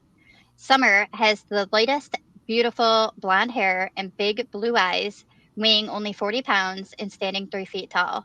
She was wearing gray pants, a pink shirt, and possibly barefoot. Investigators asked residents living near Ben Hills Road to check any trail or surveillance camera that may contain images of Summer. They also encouraged residents to check their properties, their sheds, buildings, or any other possible place where she may have sought shelter, which I'm going to stop right there. We know can happen. Sleuth Mom, you might know the name of the little redheaded boy that did seek shelter, and they found him like 2 days later. Do you know who I'm referring to? I can't think of his name right now off the top of my head. They put an Amber Alert out for this little boy. Give me 1 That second. He recent? zipped himself shut into the lawnmower bag. Yeah. Give me 1 second, I'll tell you. Okay. I knew it the Yeah. other day whenever I talked about it, but I Yeah. So cannot. it is possible that these little ones really do venture off. And I mean, he ended up like, I don't quote me on this, but something like 4 miles or a good distance away from his home and was found zipped up, like just hiding out, found his own little shelter. And so it's possible. Raker Webb. County. Sorry. There you go. Raker Webb. Yeah. I had to Yes. think of it. Yes. Thank you. Thank you. Summer disappeared from a community with a population of under 4,000 people, averaging 49 people per square mile. Beech Creek is located in a mountainous area in southwest Tennessee, approximately 2 hours southwest of Nashville. And this is her on the missing and exploited children in the database. And Summer's disappearance was also reported to the National Center for Missing and Exploited Children that works throughout the country assisting law enforcement in the search for missing children. According to Summer's father, Don Wells, Summer had been planting flowers with her mother and grandmother right before she disappeared. This is a picture of their home. She was planting flowers with her mother and grandmother, and she wanted to go into the house, wanted to go downstairs and play with her toys, Don Wells told WSMV. I went down to the basement. I don't know about the I part, but I went down to the basement and she was gone. So she went out the basement door, which was unlocked, and we haven't seen her since. This was the first time that Don got in front of a camera and did an interview, and this is one of the other children, one of the sons, and it was odd, right? The poor little guy. I personally don't think that he should have been pulled out there and put in front of the camera, but just my opinion on that. Don Wells spoke with News Channel 11 about his daughter's disappearance and wanted to thank the community and agencies involved. Quote, "We really appreciate the outpouring of love," said Wells. "We've never seen so many good people in one place." Law enforcement teams up with the FBI. So on June 24th, 2021, TBI spokesperson Leslie Earhart briefly briefed reporters on the status of the investigation. Quote, "We're still trying to find Summer. It has been 1 week and 2 days since she went missing," she said. She went on to say TBI agents working with the FBI and Hawkins County detectives are working round the clock to find Summer, but cannot comment on details of their activity to avoid hindering the investigation or compromising the integrity of the case. Quote, "One of you asked during a previous briefing, what is the standard amount of time it takes for a case like this to be resolved? While every case is different, this case is definitely outside the norm," she said. "Typically, in an investigation like this one, we have some idea of where the case is heading and what might have happened within a few days. In this situation, despite doing everything in our power and exploring all avenues, the circumstances leading to Summer's disappearance remain unclear. I understand that the lack of answers frustrates you and the public, but trust me, no one is more frustrated than we are," she told the reporters. She went on to say that if any information is developed that leads to finding Summer, that information will be shared immediately with the media and the public. In closing, a reporter asked her if she thinks Summer Wells is still alive. Quote, "We hope so, but honestly, we just don't know," she responded. "We are holding out hope, doing everything we can. Obviously, typically, we would have found a child in this stage of the investigation, but honestly, we just don't know." What did you guys think of that? Did you all see that press conference, and how were you left feeling at the end of that?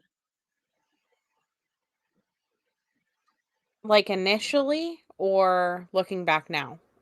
Both, really. You know, initially I'm gonna hold my thoughts actually. Go ahead, Savage, or somebody else. Go first. Yeah. When it comes to that particular press statement, I kind of feel like she's actually saying what they've been saying to begin with. Because one of the first reports about Summer's disappearance was that she was seen walking away from her home. Yep. So that goes right along with them coming in later and saying, well, she might have wandered off. I don't think it's a case of CYA or trying to, like, throw the ball and hide your hand. I think they're really giving the information that they have. I feel like they don't really suspect the parents, because if they did, by now they had plenty of opportunity to have, questioned them, grilled them, lie detector test after the test. But we haven't seen that. We saw them pretty much. They went in to begin with. They had lie detector tests. Candace had two, as a matter of fact, and they didn't take the boys immediately. So I feel like if they suspected the parents of anything, then they would have been taken immediately, like it happened in Ariel Sellers' case. And so I think this press conference is really kind of just them saying, hey, look, let me tell you this again in no uncertain words. Mm-hmm. Yeah. I also think originally they really thought it was a run, where she had wandered away or something like that. And I agree with you, Savage. I think they definitely are like, they haven't been seeing it as the parents or something like that. The focus has been, since the beginning, in my eyes, on the area. And I think that's somewhat what usually happens. Okay, the first moment you hear someone has disappeared at that age, they go into the idea they wandered away. Okay, it takes quite a while for some reason before they start taking it the serious route that someone may have them or they're hurt or something like that. They just jump to that area first. I'm going to step on somebody's toes here. Don't get mad at me, but Loco, as a continued thought, I think you're absolutely right, because look how many cases we've seen where the child actually did just wander away. The parents had nothing to do with it. The little boy in Texas who wandered away, got lost in the tree line or whatever, they found him like 5 miles away. Another little boy that they found like 3 miles away from where he disappeared. The kids actually just walked away. Okay, I'm done. No, but I think that is a point. That a lot of times the kids have run away. The problem comes when you only have so many people to look for people. Where do you go? Go with the more or less not sure bet, but more often than not sure bet of them being out in, which is just as dangerous when you're 4 or 5 years old wandering around in the woods. It's just as dangerous. Okay, you can be hurt or killed just as easily. Or do you go knowing that you only have 48 hours or so to act on the other side? And the problem is you're really limited. So my whole thing with all of this is they describe this area as like treacherous and like how difficult it is to travel through and stuff like that. And I'm sorry, but at this point we have seen cracking cases take us up through all of these trails, walk us through the area immediately around her home. And I just don't feel like it's as treacherous as what they continuously have tried to tell us. Like, yes, is there probably wildlife of some sort? Sure. Are there areas that there are, cliffs or whatever? Absolutely. But there's also all of these trails in through here. And if you read this right here, it says it's very treacherous and the grade of the hills were very steep. There are no trails. It's all thick brush. And like I'm telling you, like we walked down 4 or 5 trails with cracking cases. And so the fact that she could have very well wandered off or like followed one of these 4-wheeler trails off of this hill and then got picked up is possible.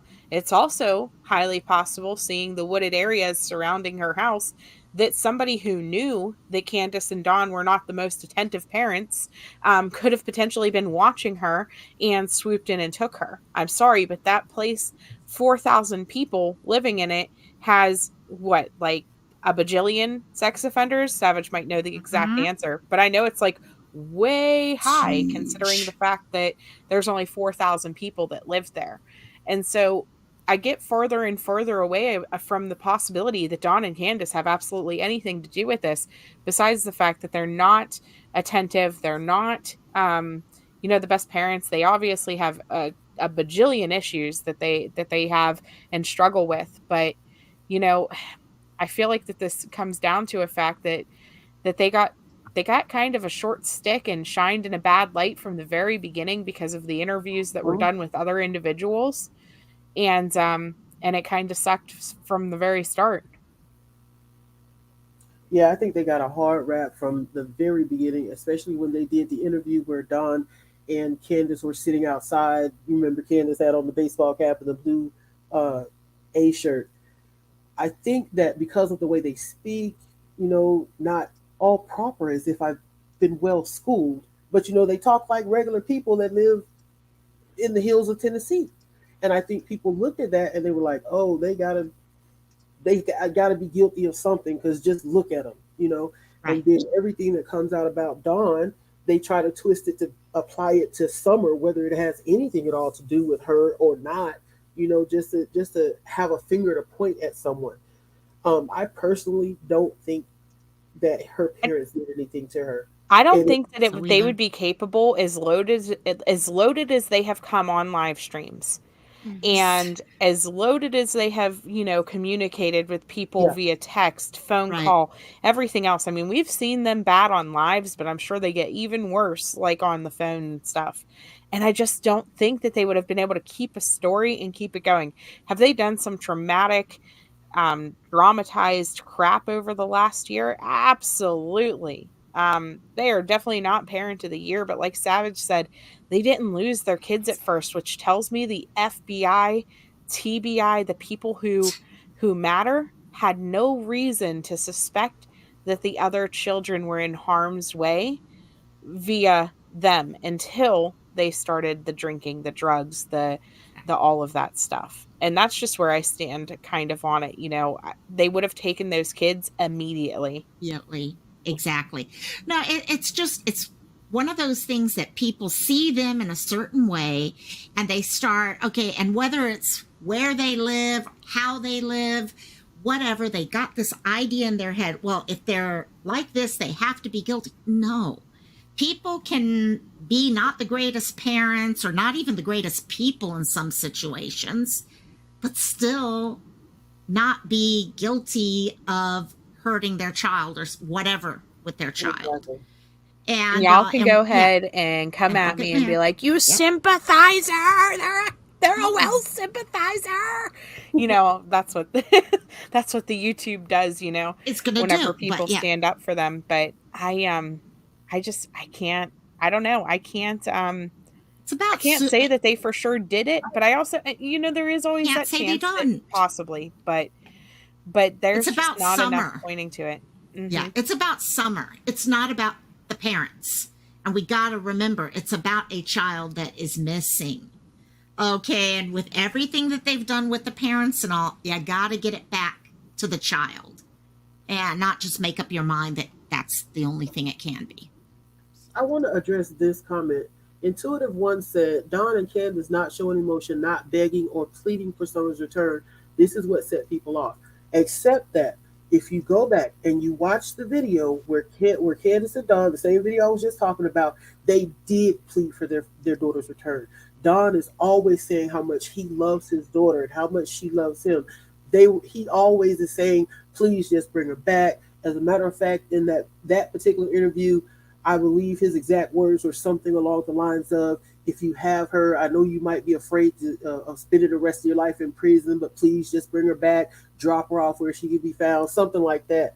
So it's totally untrue that they haven't begged for their daughter. They haven't made an advocacy attempt for their daughter. That is just not true. People just hate them. Yeah, I think it comes with the lack of emotion, or like the video that I just showed where you were talking about her wearing the blue shirt and the blue cap there, that yeah, she does seem out of it, maybe even possibly high, and so there isn't a whole lot of emotion coming across in anything she's saying. And I'll say And this, at the point that they did this interview, I believe this interview came about 14 days after Summer was gone. She could very well have been on prescription medication like Xanax or something to calm her nerves, because if my baby was gone, I would be a basket case. Somebody better give me something right now. Well, and we have to absolutely. You'd have to realize, drug me. yeah, parents, okay, their child goes missing. They're having to not only deal with their emotions, but possible emotions of their children, their significant other. Mm-hmm. I'm sorry, but they are going to go to alcohol, self-medicating. Very, very high possibility of that. Okay, especially if they have a background of it. So, yeah. I'm sorry. Go ahead. No. Totally fine. Ellie says that everyone is still suspect. Right. And yeah. Go. Yep. That's it.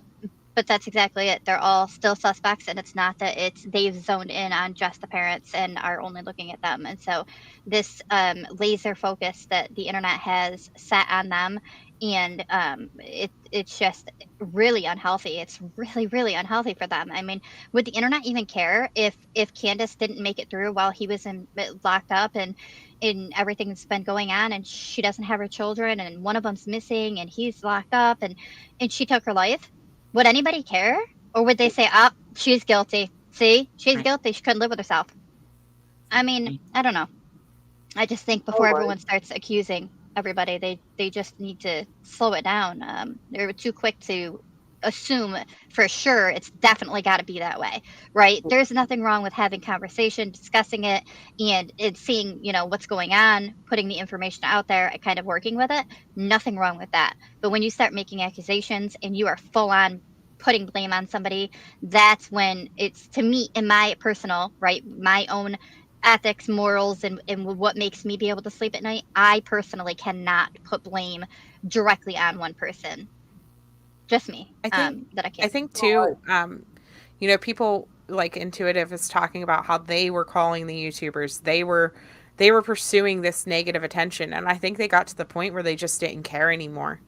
They just were just doing it. And honestly, I don't think that I would do the same thing in their position. You know what I mean? Like, I don't think I would have been encouraging all of the gossip and doing the things that Dawn Wells was doing. But that's what I mean. Like, they have a bajillion issues, right? Candace and Dawn, they have a bajillion issues, but none of those are I personally don't think that any of those are that they killed their daughter.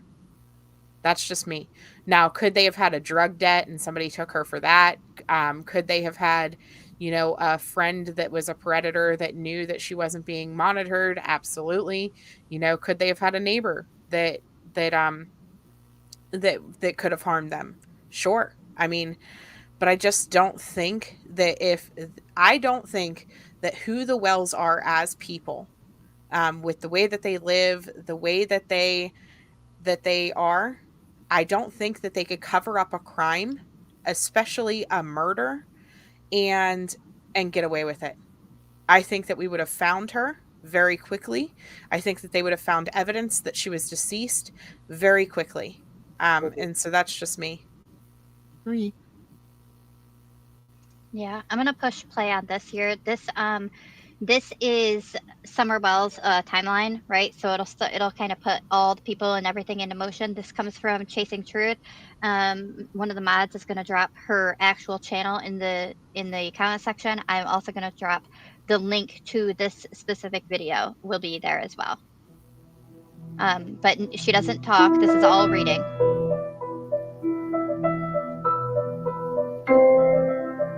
Can that be seen by everybody? Morning of June 15th, Candace takes Summer and Grandis to the hospital for Grandis' leg. While parked there, she messages Hunter. Hunter invites her to the home. We do not know the exact hour she dropped off Grandis or how long she sat there before texting Hunter. I'm going to turn off the music.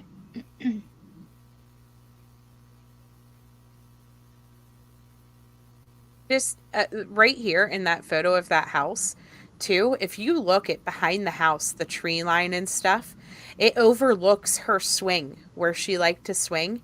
And I think, honestly, if there was a predator type issue and she would have came out this basement door at the bottom, like they're thinking that she did, went straight over to the swing, They would have never seen her. Grandis and Candace over at the trailer would have never seen her going towards her swing and could have possibly never seen somebody in that tree line coming over to this swing and grabbing her. It could have been just that quick. Exactly. And if it was somebody that she knew, like a neighbor or somebody with a puppy or whoever you want to throw into this scenario that she knew, I think she would have went willingly without screaming. I want to add, I actually made a video about the lines of sight on the Wells' property, and you're 100% correct. If Candace and her mother were sitting outside that of Grandis's trailer, they would never have seen someone come out that back door and go to her swing. It's absolutely impossible, just because of the way the buildings sit and where they were standing. They never would have seen her. Wow. Yep. I'm going to take us back up to this part here. Allie states that Candace arrived between 10 a.m. and 10:30 a.m. to pick up Hunter. Warriors Pass, as the TikTok video of Summer Wells was at 12:21 p.m. according to Candace. Dropped off H, right? H is Hunter. Between 2 p.m. and 2:30 p.m., Candace dropped off Hunter. If you guys hear anything as I'm going, you can stop me.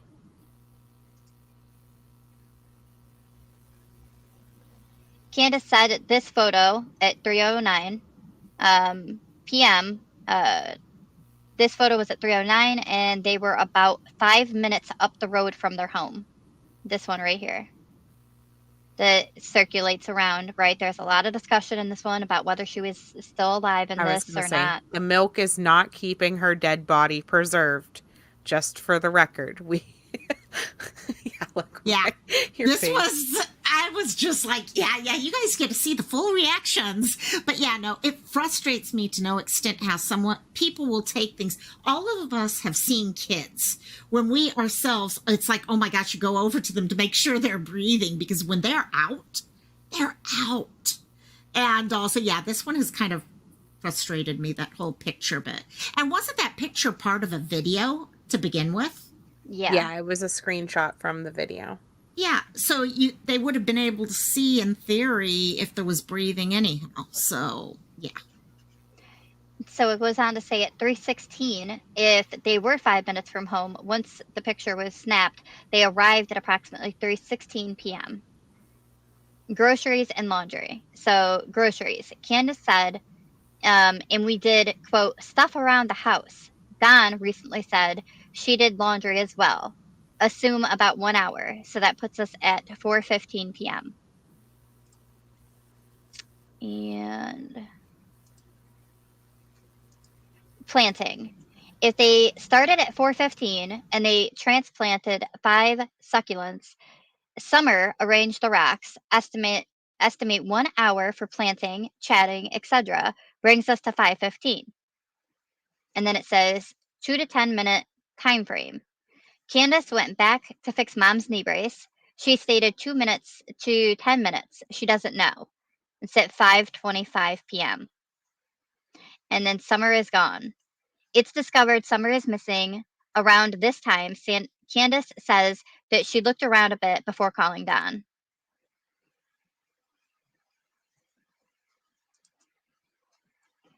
Recently, many people have come out with more details. Do these new details destroy the timeline given to us by Candace?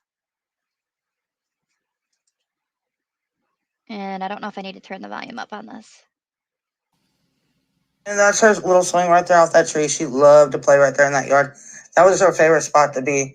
So whoever took her had to actually come up into the yard and take her. And I don't understand, because, like, my neighbor heard her scream, but I didn't hear her scream because I was in the house with the boys trying to find her. And I guess when my neighbor heard her scream, I was actually in the house and the TV was going. So I didn't even hear the scream. So somewhere between 4:30 and 4:42, the children and I were sitting there being pretty loud, laughing, carrying on. I mean, and when I say loud, we're pretty loud. However, the cabin was quiet, TV running, no air, no fans. And this scream happens. This noise I originally tried to dismiss as, but it was so different and so wrong that it immediately hits me in the gut as not right. This has always And it bothered me. Can shuts. you pause for a second? My thing is, this neighbor says that she heard her scream and that it was so not right and that it hit her in the gut and all of this stuff, but she didn't immediately go and investigate where it could have came from. Nobody from her house that was there that heard this scream, went next door to check on the people that have kids that could have made that scream or looked for a dying animal or did any type of investigating whatsoever. Like, it just has always bothered me that there was no investigation done to see where the scream came from. Yeah, I was I've going to even ask thought. if you, Oh, yeah, sorry. go ahead. Go ahead. No, I was just going to say, not saying they would automatically call 911, but if they're in that large of an area or something, it might be something. It could be someone out in the woods who's hurt real bad, and they need to call 911 and let people know. Yeah, something's been off about this one too for me. Well, this is the same person who said that she saw Candace and Dawn and Summer showering together. But she saw it from outside the house because she also said she didn't go in the house, that they came to the door to ask for a towel. So, gotta take her Nothing she with a says grain is of credible, salt. basically.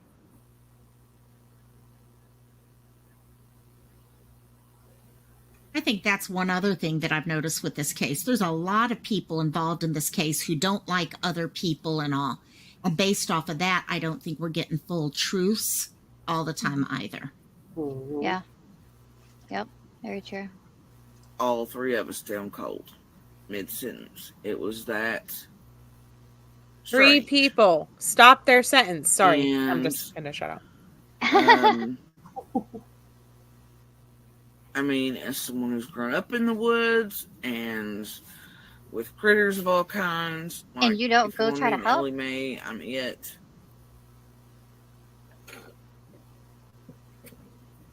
This wasn't, but I tried. It was so strange that I immediately tried to dismiss it as something else, including a dog, even though I knew better. Because, and what I thought was, okay, well, we heard the truck or a car door, right? The one. And even though by this point the woodcutter's been gone for hours, should not have been there, in my head trying to dismiss this, I was like, okay, so one You of heard a Candace's dogs scream, has gotten too close stopped to her where the mid-sentence woodcutter and was. car doors, and did And not if stop to look. Like, I'm Right. sorry, but what if somebody hit her with her car? What if she Right. ran out of her house and somebody hit her with her car and then they panicked and picked her up and drove her away? Any of those things could have happened. And I'm not just saying like family, friends, whatever. Whoever was there, something could have happened. Not just this little girl getting abducted, or she could have fallen, or whatever. But nobody, 3 people. It stopped them mid-sentence. They were frustrated and stopped mid-sentence. 3 people, and nobody went to go look. Sorry, I'm done. No, it's true. It's true. I completely agree with you on it. But Says if the scream was heard between 4:30 and 4:42, does this throw the timeline off? Candace says that she was inside looking for Summer when the scream happened. By 5 p.m., the neighbor was assisting in the search. The police were not called until 6:32 p.m. That is 2 hours after the scream, and Candace states she was already screaming. I mean, searching. She wasn't screaming. She was searching. Sorry. And then So that's just pointing out like that the timeline, because it would be 5:25 whenever Summer would have went missing, I think is what Chasing had there. And so there's no way that they heard the scream at 4:30. This information comes from a friend of Candace after she spoke with Ziggy's panel. The friend says that there's CCTV video of Don with Summer at a fairgrounds sometime after 4 p.m. And it says, it's okay, nobody's mad at you. And the other person says, I'm sorry, or maybe that's them. I'm sorry, I've seen your pain, plus the pain he puts you through. When he does his lives, it's like all you. Then he has people thinking you're a monster. It's okay. Did you tell somebody that Donnie was home at 3 the day that Summer went missing? No, not 3. What time did you say? 3:30 or 4, but you didn't see him. I told that didn't come from you. And then she says, okay, at the bottom there. And Don states that he left work right after Candace called him and made it home in 30 minutes. He states that he called the police when he hung up with Candace. The call came in at 6:32 p.m. That would imply Don made it home around 7 p.m. And that's the same text message that we just read. And this is the alleged timeline. Searching, Candace said that she searched all over in the bottom half of the house. She went outside and was yelling for her as well. At 5:25 to 5:45, assuming that she checked under beds, blankets, bathroom with her mom, asked the boys again, walked outside, estimate what, 20 minutes? About? Summer is gone. It's discovered that Summer is missing around this time. Candace says that she looked around a bit before calling Don. I'm not sure if that's, but yeah. The 911 call. Don called 911 at 6:32 p.m. Dispatch says Dad called. We don't know who called first, Don or Candace. I'm assuming that she did. Also, if we have the dispatch for one call, why not both calls if they came in to the same dispatch? I think later that was clarified that it would have been a different dispatch because Dawn was calling from work and Candace was calling from home, and so it would have went to 2 different dispatches. But still, I don't think that I don't think Internet Sleuths ever found the time for Candace's call that I recall. Yeah, not But I that mean, I police have said that there was 2. right. Yep, but we've not heard hers as far as I know. But I had to step back from the case because I was really into it. But I personally had to take a step back from it. And so I don't know what's happened online, right, with the internet. So it's like you said, if they've managed to get a hold of it or not, I don't know.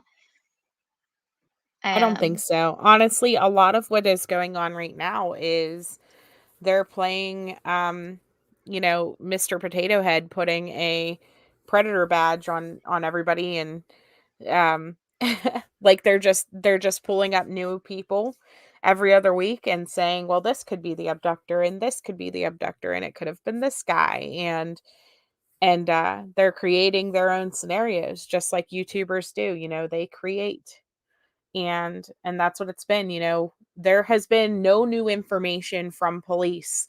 And so anytime that you're seeing, new information, this is brand new, just released, like, I'm sorry, but there is nothing new. yeah, yeah, I agree with that. I agree with that. Oh, and we lost Savage. I mean, I'm looking at Savage. We lost Sleuth Mom there. Um, but yeah, no, there hasn't been anything new that I've seen that's come up and been put out that's been by the police or by anybody of authority, right? That shows anything's new. When they did the 1 year, they basically recapped what they've been saying, and said continue to give tips that are legitimate tips, right? Because they had been flooded by tips that were from online, and somebody watched a video from online, and then they're calling them up saying, "I've got a tip. I saw this video on YouTube, and this seems like this might have happened." Stop with that, right? They were like, "Please stop doing that." Or psychics were calling and telling them that this is what I saw in my reading, and you should go check, right? And they said they did not want any more of that coming in. That what it did was it bogged them down because they did check every single tip that was called in. And so during the most crucial time of trying to find her and locate her, they were busy with running off like a goose in a wild chase over on other directions because of some of these YouTube videos and what was being said, and people going wild with it, calling them up and saying it's a tip. But yeah, so I just see there's definitely the similarity. They also ended up going on Dr. Phil. When they were on Dr. Phil, they were analyzed by what exactly is their name? If any of you could think of what they're called. I can't think of their name, but they basically watch people and analyze. Behavior panel. Yes, thank you. The Behavior best. panel. Oh, they are so Yes. good. I was drawing such a blank, thank you. But the behavior panel ended up watching them, observing them, and they went through, they did that prior to going onto the show, and then they went onto the show, and something was brought up about the cornbread mafia, which is the point that actually triggered Candace, and she got upset at that point. She said that it is because of there had been a tip that supposedly had been called in, and then it fell through and it wasn't her, and that's why she was emotional. But it appeared, or at least the way that it was made on the show, it looked like it was about the cornbread mafia, and why was she so upset about that. The behavioral ultimately came back that they didn't think that she seemed like there might have, Savage, you might know too. We were trying to think of this earlier. It seemed as though they didn't technically think that she was guilty of something, right? That she may have some guilty knowledge, but not guilty of an actual the what happened to Summer, right? The exact event that occurred. We're talking about when she did the behavior panel and the Dr. Phil show, right? Yeah. I think, if I recall right, the guy from the behavior panel didn't think she was guilty at all. Didn't think it at all. And I See, don't I think thought that it he was had like guilty that knowledge. she. I think what he was alluding to was more like feeling guilty because whatever happened on her watch. Yeah. Right. That's what I was gonna say. Yep. Yep. That's exactly. In fact, my mom was watching that right before we went live, and she was like, "Yeah, it sounds like they don't think that she has anything to do with it." So I had forgotten about that till a few minutes ago. Here's a Right. funny thing. Everybody was like, the behavior panel. Yeah, they're going to call them out. They're going to tell them they're lying and da-da-da-da. And Dr. Phil really going to sock it to them. And then as soon as the behavior panel said, we don't feel like Donna's guilty, everybody decided that the behavior panel suddenly didn't know what they were talking about. Exactly. Yep. Yep. Do any of you have anything to add that you could think of for either case, for Dulce or Summer? Anything that we didn't cover? Because there is a lot with Summer, right? I mean, we could take you guys yeah. down All some night. holes. Down and back, Oh, yeah. and yeah. Oh yes, Yeah. yes. I think the only thing that really got me with Summer's case was when Dawn and Candace did that fake phone call to his sister because Oh they my knew that she was God. Oh calls. God, yes. That is when they kind of, any credibility that they would have had Out the at window. that point, you know, it kind of got thrown out. And so that was whenever a lot of people who even were siding with the fact that they were probably innocent really started to Exactly. question if they could have possibly did it. But I still stick by the fact that I don't think they could have pulled it off and not had evidence be found, if that makes sense. But Or slipped up while they were drunk and high. Yep. Right. I mean, I and the think thing with this is we have two little 5-year-old girls that were likely taken by predators, or, well, in Dulce's case, definitely probably a predator or somebody who wanted a little girl, you know, but Summer's case, we still don't, everything is still on the table. She could very well have just wandered into those woods, fallen into a crevice, and still be lost there. I mean, it's not unheard of for people to not find remains whenever they're lost in the woods. Look at Megan Marone. I just covered her not too long ago. You know, a passerby just found her remains after the police searched it for weeks. Right. So I want to add, Yeah. you picked that out right out of my brain because I was surely thinking about that. And I lost my train of thought. Go ahead, Loco. Oh, no. I was just, yeah, I think the one thing that really hits me with this is both cases we dealt with issues where people started making assumptions and they started pointing out, okay, and saying, yes, this person did it. They had to have done this. And it all came down to how we see people behave. And it doesn't match for us. And we don't understand why it doesn't match what our thoughts are. So we judge people without any other thought behind that. Okay. I looked at, okay, Don and all, and when they started doing that, what I started seeing were two people, or at least one person, who got into the whole love of YouTube and, okay, the popularity and trying to make a point and stuff like that that goes on with them.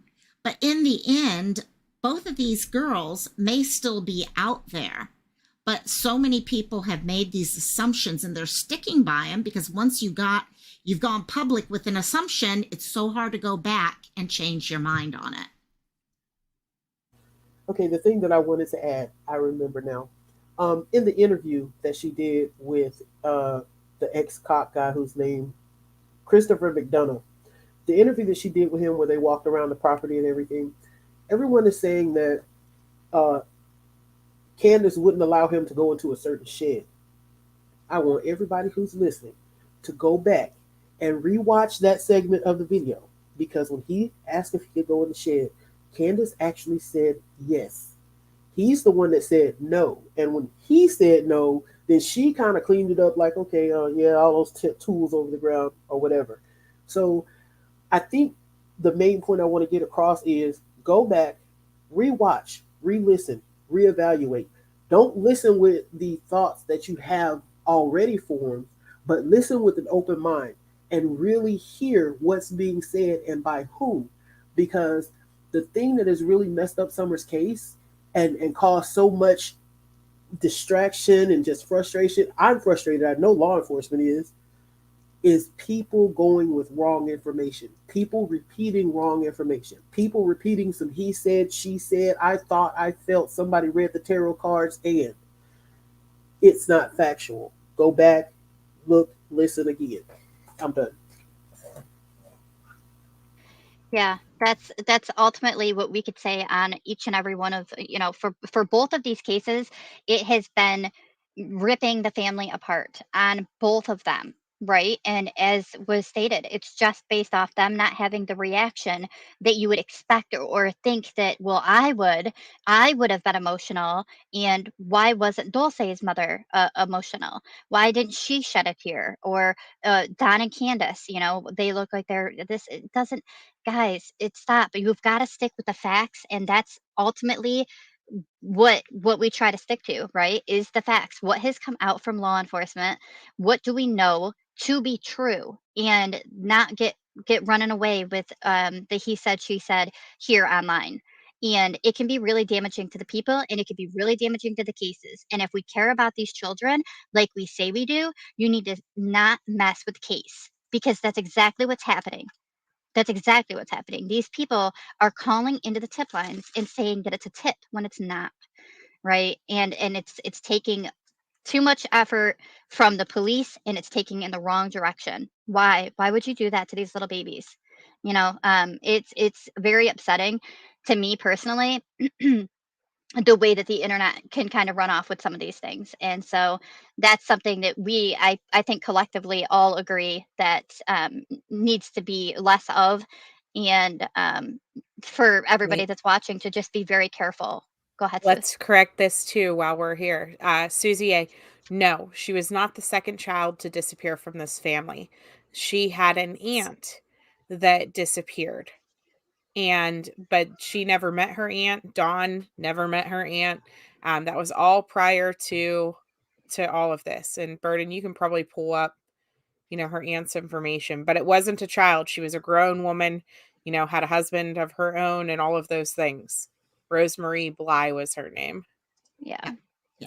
And I think one thing, and I wrote it into chat here, the problem is now that we are making these assumptions, we're going so nuts here on YouTube with pointing things out, and we're looking at assumptions over facts and making calls in, not with tips, but with theories. We're seeing this whole thing starting to spill out now, where someone goes missing, and the first thing that law enforcement are telling the family is, you know what, don't say anything on social media, don't share their picture, don't do this, don't do that, because they're so worried about all this other stuff that social media is bringing now. That is kind of an interesting thought too. It is that's what's going on, is when they say don't tell the media don't tell. It may not, they may not be saying that because, oh, well, they've got something, it's suspicious, they're having them withhold information and not put it out to the public. It may be for this very reason. Look at how it's turned out. I mean, do we even want to mention Kylie? I don't even know if we want to mention her, but I mean, look at that. She's been found. I mean, everybody, she's been found. Yet what is going on? Everybody's still digging and digging and digging, and it's a mess. It really is. So the disappearance of Summer's aunt. Police are not unfamiliar with Bly Wells' family. Rosemary Bly, the aunt of Summer Wells and sister of Candace Bly, was reported missing by her husband in 2009 with the Polk County Sheriff Office in Wisconsin. And this is a picture of her. According to the Charlie Project, Rosemary was last seen in St. Croix Falls, I probably said that wrong, Wisconsin, on August 21st, 2009. According to her husband, she was on her way to meet a cousin at a bar. Okay, so that right there, it's given an age on it. About 5 miles away, but never arrived. Rosemary's car was found in a parking lot near a post office in Grantsburg, Wisconsin, 5 days later. Rosemary's husband passed the polygraph, and he is not considered a suspect in her disappearance. Rosemary had been in a horseback riding accident a week before her disappearance. She told her mother that she was suffering from headaches after the fall. Bly's mother speculated her daughter became disoriented and wandered away. However, there is no evidence to support that notion. Let me see. Though the disappearance of Rosemary has been determined to not be tied to the disappearance of her niece, the Polk County Sheriff is well aware of Summer's disappearance. And then it goes on. In fact, the detective on Rosemary's case had to try to nip the speculation and negativity generated from Summer Wells' page from hindering their own investigation. On June 23rd, 2021, lead investigator Andrew Vitelis at Polk County Sheriff Office posted on Rosemary's Facebook page asking people to please stop making negative comments on her page. It did not stop the comments. As days pass, investigators on both cases know the likelihood of finding either of them alive diminishes. It is unknown if Summer was abducted by a stranger, but law enforcement is not ruling it out. Right. But that's just a little bit there on the aunt. And yeah, that's exactly like what we're saying about the negative that's happening. It spewed over into the aunt's case to the point that they were then begging, can please, we need this to stop. We need you guys to limit this. And it still didn't stop. But yeah, so we just wanted to bring the cases to you. I'm not sure how familiar anybody was with Dulce's case. Summer, I know that we all, for the most part, I think everybody is aware of Summer's case. But next week, we are going to be on the Look of My Life's channel.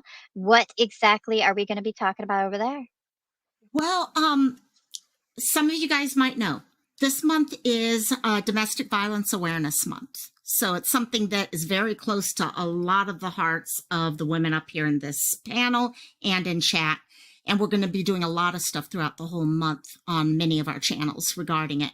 However, I wanted to look at two of the cases that involve domestic violence, even though in the case, one of them we have found, okay, Gabby Petito. Okay, she was found, but it definitely, that case brought DV to the forefront of so many of us. But also Maya Millette. Okay, Maya Millette went missing from California.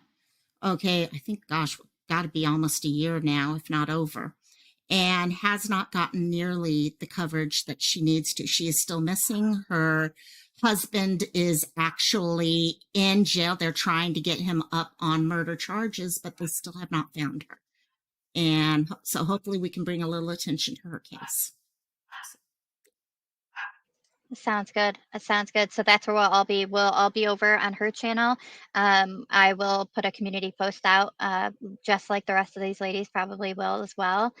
And is there anything else that we should cover before we head out? No? Okay. No. We appreciate every single one of you. Go ahead, Swift Mom. No, I was just going to say no. I mean, I'm good. Thank you guys so much for coming to hang out, and thanks for having me on, Burden. Of course, absolutely. Thank you all for coming. Thank you, Savage. Thank you, Lokamai. Thank you, Sleuth Mom. I appreciate you ladies very much. Thank you to everyone in the chat. Thank you for being here and caring about these little ones. And we will talk to all of you very, very soon. Thank you. Bye, guys. Bye.